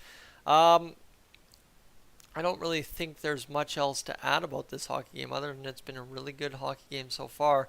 And Drift, obviously, Connor McDavid is the GOAT. Again, are adjusted. I don't know how that pans out, but I would say. And I have a feeling you're already subscribed. I already have a feeling, but I love playing those little games once in a while when we have a few slow moments. And obviously, we've had a lot of commercial breaks on Hockey Night in Canada tonight, so it's tough, but we're battling through. And we'll see here what the Oilers do on this face-off in their own zone to the left of Stuart Skinner. We will finish off the next 3 minutes, probably without a commercial break, I would assume. And Stuart Skinner standing tall, obviously that beautiful mustache we all love. And this one will be a face-off won by the Golden Knights, and they will get to work here. 13:22 to go. Draisaitl's taken to both knees. The Golden Knights wrap around the net. Shot is fought off by Stuart Skinner, and now Zach Hyman trying to curl it into the zone. Can't do it. Back the other way come the Golden Knights. And they're going to get going to the front of the net. Shot scores. Just like that, Marchessault gets a one-timer in the slot and fires it home to make it 3-2. The Golden Knights take the shot lead. I did say earlier in the stream, whoever gets more shots is going to win this hockey game, and that's not very shocking to see. Marchessault obviously score the 3-2 goal when the Golden Knights take the lead in the shot department. So that sucks, but it is what it is. The shot there beats Stuart Skinner, who kind of looks like Mike Smith on that shot. Look at this one here. How Stuart Skinner's down and out and falls down to his belly. Kind of looks like Smith. And that's kind of crazy. 13:03 to go in this third period. So the Oilers again, for the third time this game, will try to claw back from a goal down. Obviously, it's been... here we go. How about this? Right on net. The shot fired towards the net. Blocked in front again. Marchessault with the 24th goal this season to make it. And Eichel, of course, gets an assist too. So Eichel's outshining McDavid. That's going to be headlines in Vegas, I'm sure. 13-9-8 record for the Oilers in one-goal games. Here's a chance to the front of the net. Desharnais can't... Oh, sorry. That's Bukestad. Can't drag it through. The shot fired. Another rebound. Again, another attempt. Brossoit down on the puck. And the Oilers scrambling up towards Brossoit, but can't seem to get it going. And now with 12:23 remaining here in this third period, we're going to try and finish this one off with a victory. Down by a goal, we got to come back, and that's a nice play there by Fogs to get it to Yamamoto, who just can't get it over the glove of Brossoit. But that really sucks. And Scout, so far I've appreciated that. So please, let's work that magic one more time. Get this to a 3-3 game. Then hopefully have the Oilers win. Here's the shot from Bouchard, fired wide. 12:19 to go as this one comes around the near side boards. Bouchard sees it go past. And this one will go far side now. Marchessault, 20-plus goals in 6 of 7 seasons the last few years. And 12:04 to go. Skinner should have had that. Well, that's what I'm saying. I'm saying it looked like Mike Smith goal against is what it is. And back the other way. Here it comes. The Oilers will fire the shot towards the net. Deflects there in front. Can't get it going. 11:50 to go. Evan Bouchard will backhand this one down low. Played in front. Shot to the side of the... Oof, just about scored. It was, I think, Evander Kane. Sorry, that's Matthias Ekholm again. Sneaking down low. Almost scoring a backdoor short shot. 19 comeback wins for the Oilers this season. They've been trying to come back all games, so hopefully we have a little juice left in the tank. 11:25 to go here in this third period. The Oilers again regain the shot lead, so look for that to be part and parcel for how they win this hockey game. And this one will come back the other way. Derek Ryan down low into the Oilers zone. He'll play it off the stick of Evander Kane. He'll get it back. Derek Ryan will look to play this one high to the point. Desharnais across. Now the shot comes. Brossoit gets the save, and I think that one actually hit his stick and went up and out of play with 11:01 to go here in this third period of play. There's Ekholm off of the blocker of off the blocker of Brossois. And you look at the bench, they're all looking on like, man, we could have had that tied 3-3. Obviously, Ekholm's had some pretty big goals for the Oilers so far over the course of his early career with them. Devon Shore gets the face-off going. 10:59 to go here in this third period. Worked back there for Darnell Nurse, who will see that be an icing call against the Las Vegas Golden Knights. And we are just about ready for this one to wrap up here. Hopefully the Oilers get things going here down the stretch and we can win this hockey game, because man, oh man, do we need to win this one. Again, I don't think there's anything to be blatantly upset about if the Oilers lose this one 3-2, but would love to see the Oilers win this one. Obviously need the Oilers to win this one. Hopefully get going here. 10:48 to go in this third period. Draisaitl battles off of a Golden Knight there, seals him off and seals him away from the puck, and now the Oilers get it going back into their own zone. CC across to the D, and this one will be batted up and out of play. So we'll have another stoppage in play there. So 10:33 to go in the third period. Looks like Jack Campbell made the glove save. And there he is smiling with Louis DeBrusque.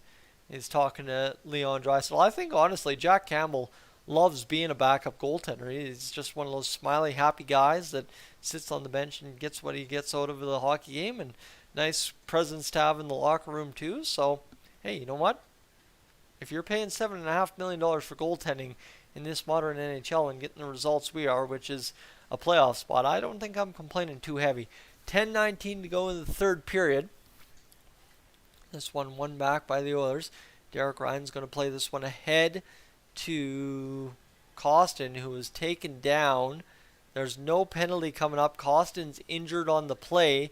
He's going to try and get going back the other way, and unfortunately he can't get off the ice here. 9:56 to go, as that's going to be Vinny Desharnais working this one across. Kulak back around to Desharnais. Kulak plays it up the boards and tipped in there, up out of play. And Klim Costin a little rattled here after taking that big hit along the boards. And look at how this one seals off. It's Braden McNabb, who's lowered the boom a couple of times, catching his knee up on the hip check. And that's tough. But yeah, I think we're far from done in this one. The Oilers still have their best hockey left in this game, I'd say. Right, we have yet to really see the Oilers go to work and absolutely dominate in this game. So we'll see if the Oilers can come out and absolutely throw down some fire offense and maybe score a goal or two down the stretch here. Got less than half a game remaining, so there's not like there's much to really work with. But trust me, there's a bunch to do here in a matter of moments if the Oilers can get to work in this third period. Obviously, Connor McDavid needs a goal. We all know that very, very well. And other than that, there's not much else to say other than Leon Draisaitl could probably use another goal as well. We would not mind another Leon Draisaitl goal. All right, we're on commercial break.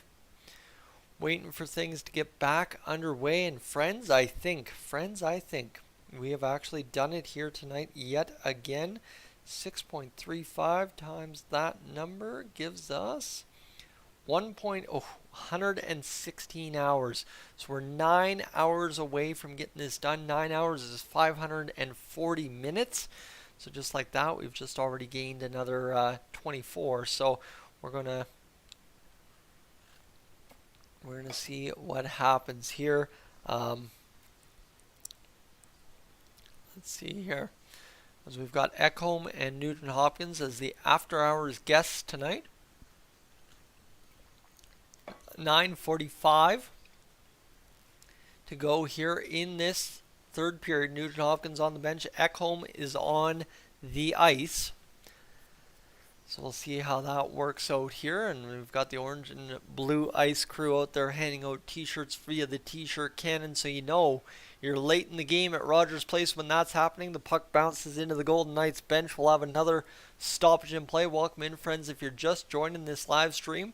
looks like another night where we might be able to amass 400 odd some people in here if we end up going overtime yet again. 9:39 here in this third period of play, remaining with a 3-2 Vegas Golden Knights lead. This one won back by Vegas. They'll fire it across the boards, hits the linesman, but gets going to the far side for the Golden Knights to pick this puck up. This one skirted around in the Oilers zone. The Golden Knights in possession. Ekholm seals his man off. McDavid tries to come up with the puck. He'll curl it ahead. Here's Evander Kane out there with Matthias Janmark. It's chopped down by the Golden Knights in the middle of the zone, but it's a hand pass with 9:18 to go, and Evan Bouchard will flip it over right there. And just trying to think here. I don't think I've seen...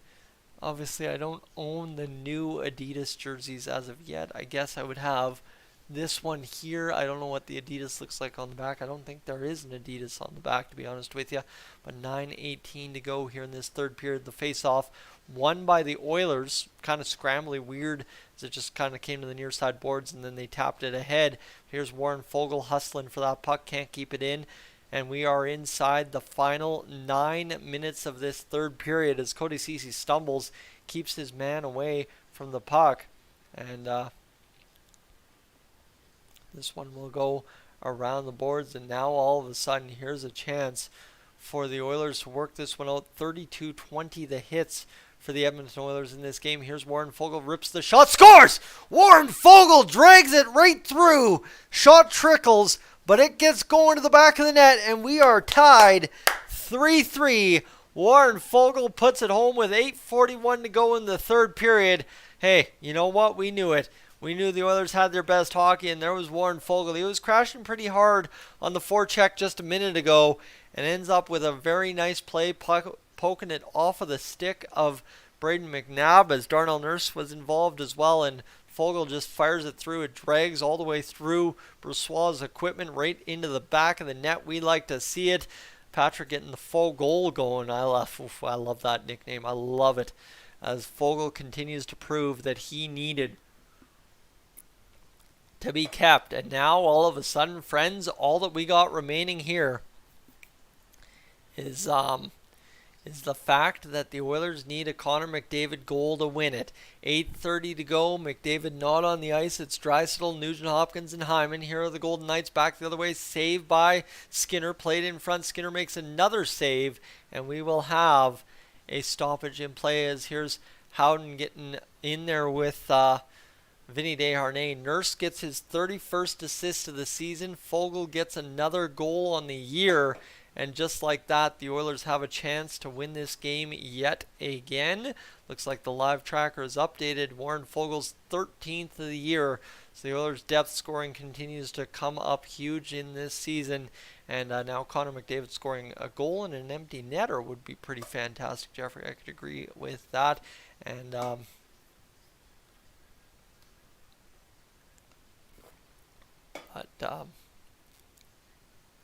right, we are just about ready to go. Face off to the right of Stuart Skinner. 8:20 as this one won back by the Golden Knights.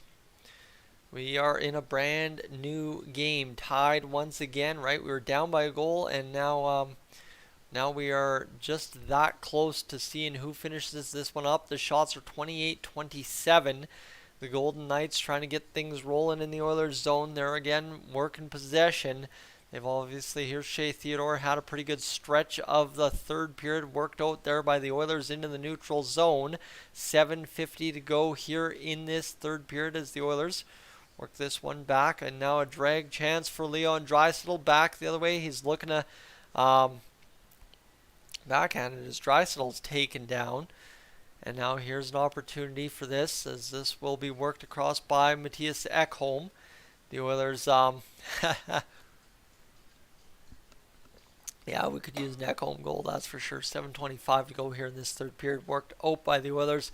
Bouchard will see this one come back to the near side corner. No icing call against the Golden Knights. This one working there. Tipped into the zone. Here's Janmark in on the attack. Janmark takes the man down. No call against him. Here's Evander Kane. Chance for Janmark. Turned around. Now Evander Kane fires the shot. I saw Darnell Nurse in the chat there. And now here's Matthias Ekholm getting out work to the puck. Ekholm's dragged to the net, but a nice save there, and it will be a penalty against the Oilers for a holding call.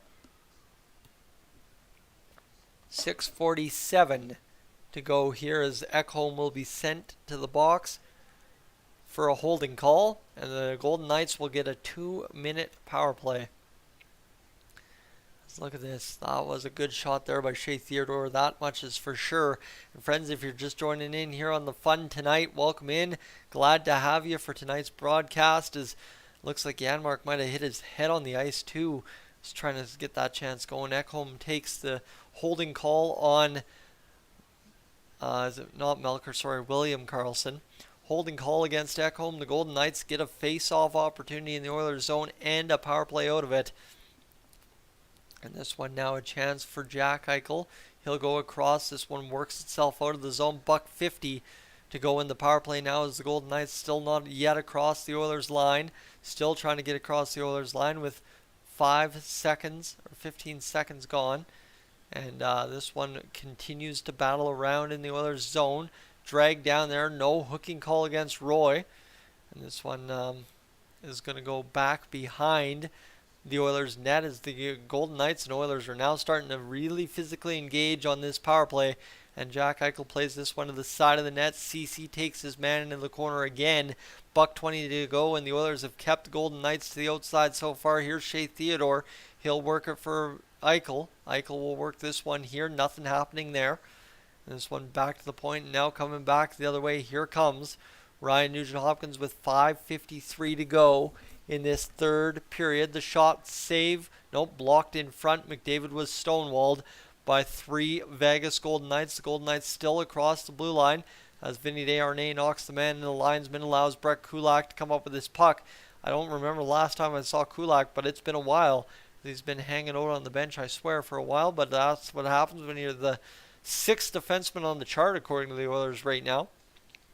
As this one's worked down low into the Oilers zone with 35 seconds to go here on the power play.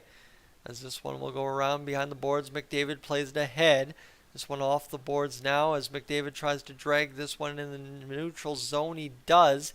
Janmark seals off the puck off the Golden Knights attacker as McDavid will hop over the boards and go for a line change. A very good penalty kill here out of the Oilers as 13 seconds remain.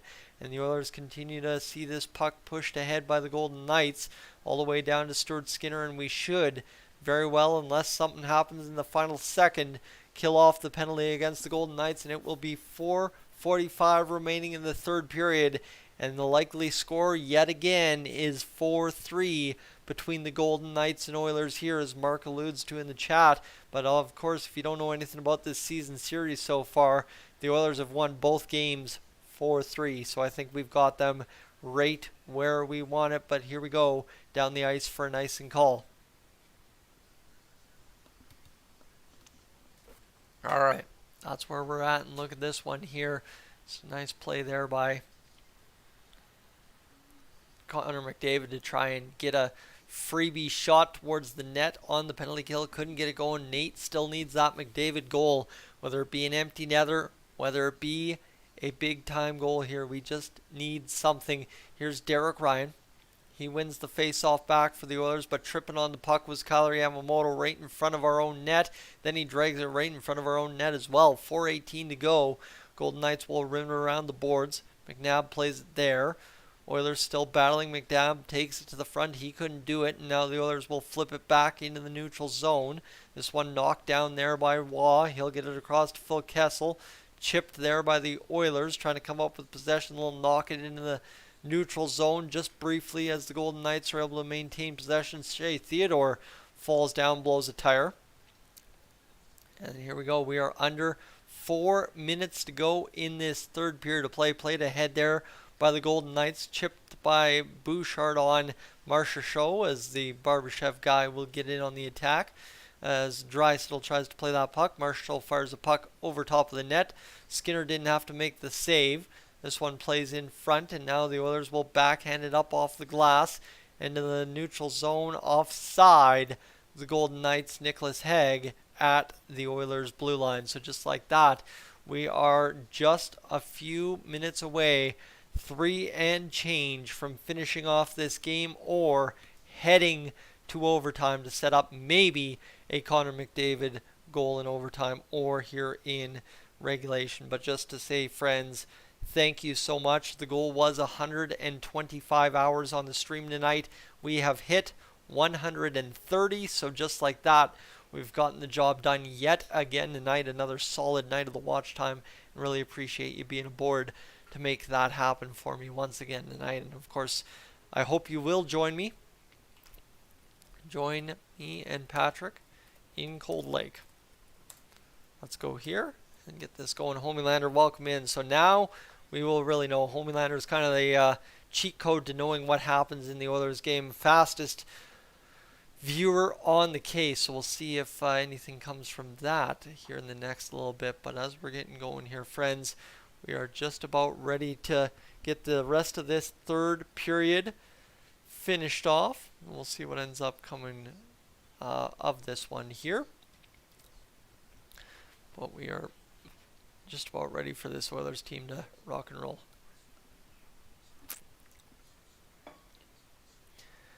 All right, we are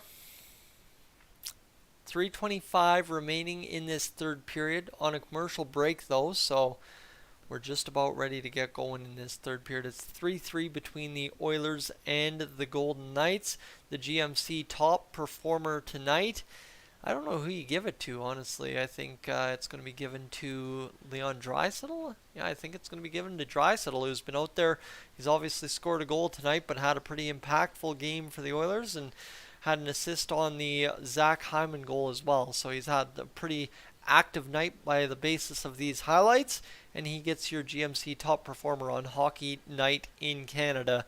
But now the Oilers need a 4-3 goal, and now if you're betting on anyone, I guess it would probably be Draisaitl. 3:20 to go here in this third period.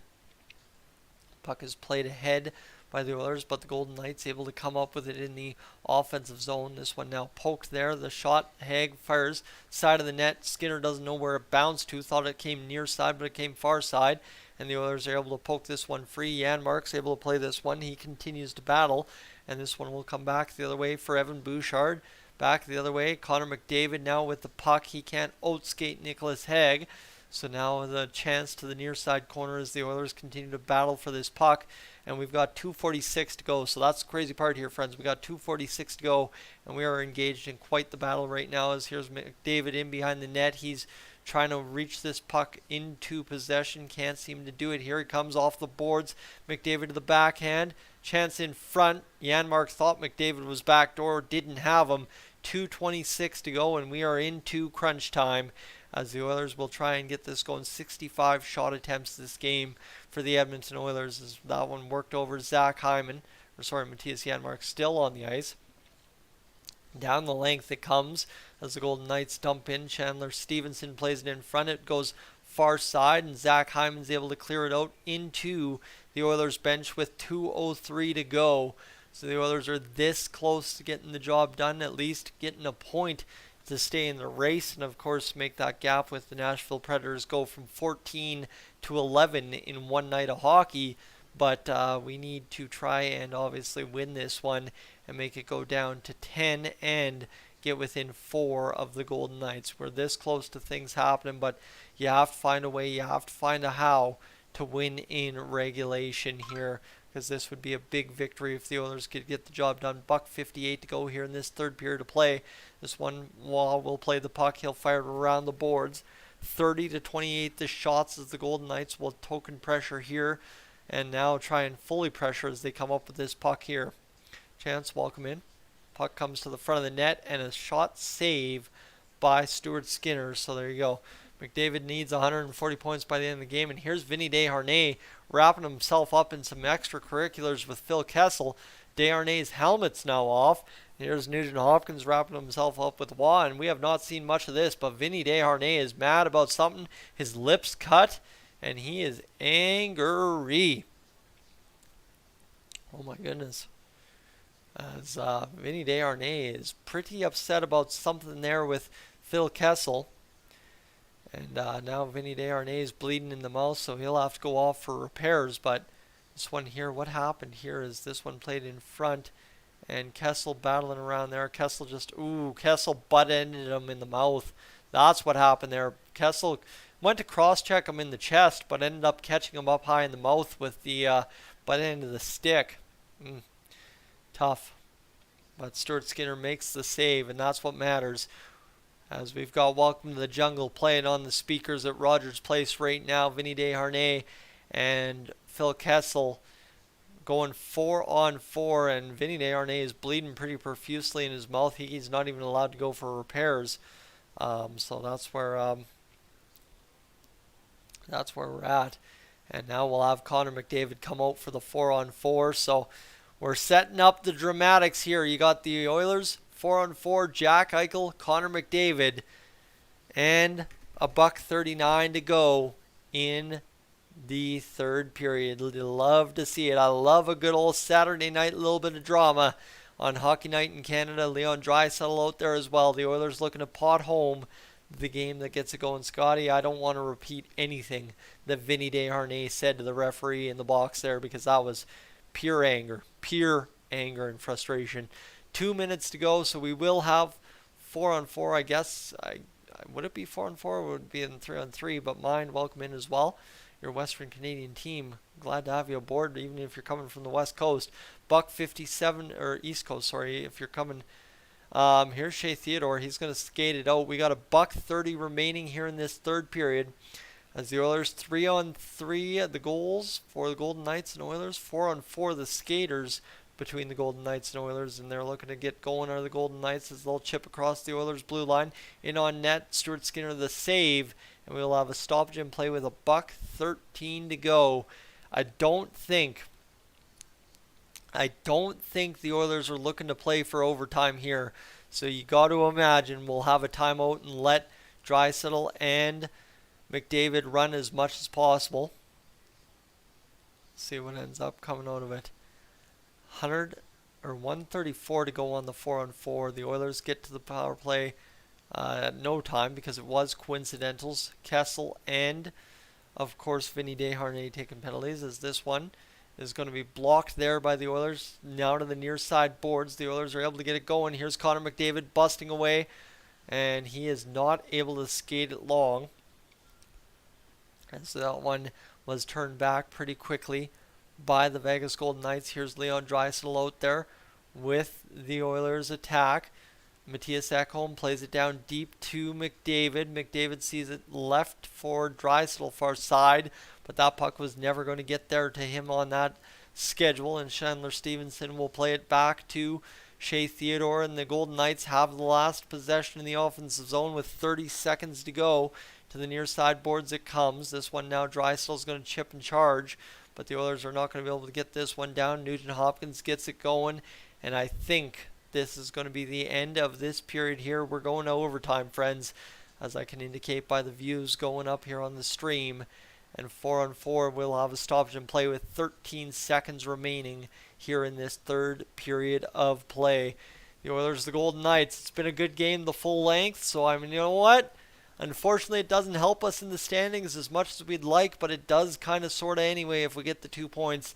13 seconds to go, but we need to close it down. All right, 34 seconds remain. We just got to get this job done here. Finish off this period, go for overtime, and finish this off. But here we go. The Golden Knights win the face-off. The Oilers able to make them chip it down in the near or far side corner. Nurse able to turn it off, and there's a nice play in front by Draisaitl. 1 second to go, and we will head to overtime. And Nate, if you win, I don't need to see that ticket. I just need to know that you cashed. That's all I care. And we will head to overtime here, friends. The Oilers, the Golden Knights, tied 3 apiece. The Oilers in search of a big-time victory. And, of course, what do you know? There is potential, Jeffrey, that it will finish 4-3. But if you're new to the channel, friends, before we get to overtime, please consider hitting that subscribe button here on Dolynny TV after the OT winner is scored or sometime before that. Would really appreciate that. And with that, let's get to the overtime call. This is what, 3 straight overtime games for the Edmonton Oilers? That is absolute insanity. But that's what happens. We're playing close, tight-knit games down the stretch here, and obviously doing our best to stay in games the full length of the match. So let's see if Connor McDavid and company can get it done here. Chandler Stevenson will be rocking that dusty mustache. That is some serious business on his top lip, let me tell you. And this will be Warren Foegele and Kailer Yamamoto out on his skate on the ice right now, as they will get going to the bench. And yeah, let's get going here, as this will be the Golden Knights tallying up along the bench. I don't know what's taking so long to get to overtime here, but obviously we're getting set. And here's Connor McDavid as Yamamoto sets back onto the bench. And Vinny Desharnais and Phil Kessel still both in the box. I wonder if we'll have a kerfluffle there. And let's see if the Oilers can get this done. One last water bottle coming towards the bench here. And now we'll see what happens for the Oilers in this overtime frame. Draisaitl out there as well with McDavid. Everybody kind of readying up here, as there's Shea Theodore on the ice for the Golden Knights. And we are just about set for this. We're just about set for this overtime period. Stuart Skinner in net for the Oilers. Laurent Brossoit in net for the Vegas Golden Knights. And Connor McDavid will take to center ice. Draisaitl, though, will take the face-off for us. And McDavid just checking things over with the officials. It will be 3-on-3. And here we go. We are just about set for overtime, friends. This is nervous moments. And here's the officials talking to Jay Woodcroft as well. Talking to Bruce Cassidy. And we are just about ready for overtime here. And Jay Woodcroft's still talking things over with the troops, as he's trying to manage his 3rd straight overtime game. The puck is down for overtime in just a matter of seconds between Eichel and Draisaitl. 4-4, 3-on-3 OT record for the Oilers this year. Now Darnell Nurse will work this puck as he gets started. It'll now go, as the Oilers possess this puck, over to Connor McDavid. He's in on the attack almost immediately to the net. Denied by Brossoit, coming back the other way. The Golden Knights trying to come in on the attack. Here's Eichel. He's knocked down. McDavid in pursuit of Shea Theodore, able to bump him off the puck. 4:33 to go in overtime as the Oilers keep this one alive. Draisaitl is able to play this one ahead. It'll go off the boards and bounce over there. And that one will go back. 4:20 to go here in this overtime period as Chandler Stevenson plays the puck. Now with 4:14 remaining here in this overtime, the Golden Knights will load up and get things started. This one goes over to Golden Knights attack, as here's Evander Kane out there with Ryan Nugent-Hopkins. The Golden Knights loading up the attack. Going to backhand into the zone. Here's Mattias Ekholm now picking this one up. Back the other way, the Oilers come. Here's Evander Kane in on net. He tries to push through. He does. Goes to Nugent-Hopkins. Nugent-Hopkins has possession, as he'll get it over to Mattias Ekholm. Mattias Ekholm goes back to Kane. Rips the shot. Blocked in front. Goes wide. Nugent-Hopkins will keep this puck going as it's knocked off his stick by Jonathan Marchessault, and coming back the other way are the Vegas Golden Knights. 3:30 remains in overtime, and the Golden Knights still onside. They'll retreat out of the Oilers zone, get a line change on, as William Karlsson will now head off for a line change rather lazily, as is tradition in overtime here. Now Jack Eichel loading up. He'll cut to the middle. He can't seem to find open room. Now he's looking to the front of the net. Wall was open but couldn't get the shot off, so Eichel never passed. Now here's Shea Theodore with a fear of being offside and having the overtime call called back. He will retreat and get back into the Oilers zone. Here's Wall. The shot fanned up on and flipped over. And now this one back to the point as Vegas keeps this one alive. 2:46 to go here in overtime. The top line, or the Oilers unit, has been caught out there a while. Here's Eichel. He'll play it to the middle. Now a spinorama and deked out in front and scores. The Vegas Golden Knights pot it past Stuart Skinner, and the Oilers will lose 4-3 in overtime against the Vegas Golden Knights at home on a night in March, as Stuart Skinner down and out about that one a little bit there. And obviously this one a tough loss for the Oilers, but that was a good hockey game. I must say that was a fun one right there. Sucks that it finishes that crappy, but that was a heck of a fun hockey game right there for the Edmonton Oilers. And this one just kind of comes to an end just on a weird bounce in front of the net, if I'm not mistaken, as that one bounces off of Waugh into the corner. Kane just skates into nowhere, and then Waugh had moved to the front of the net and takes it home. Ope Manning, Skinner in front, and that one ends up going to the back of the net as Skinner is beat right there. As the rebound goes past Skinner, and then he tucks it home.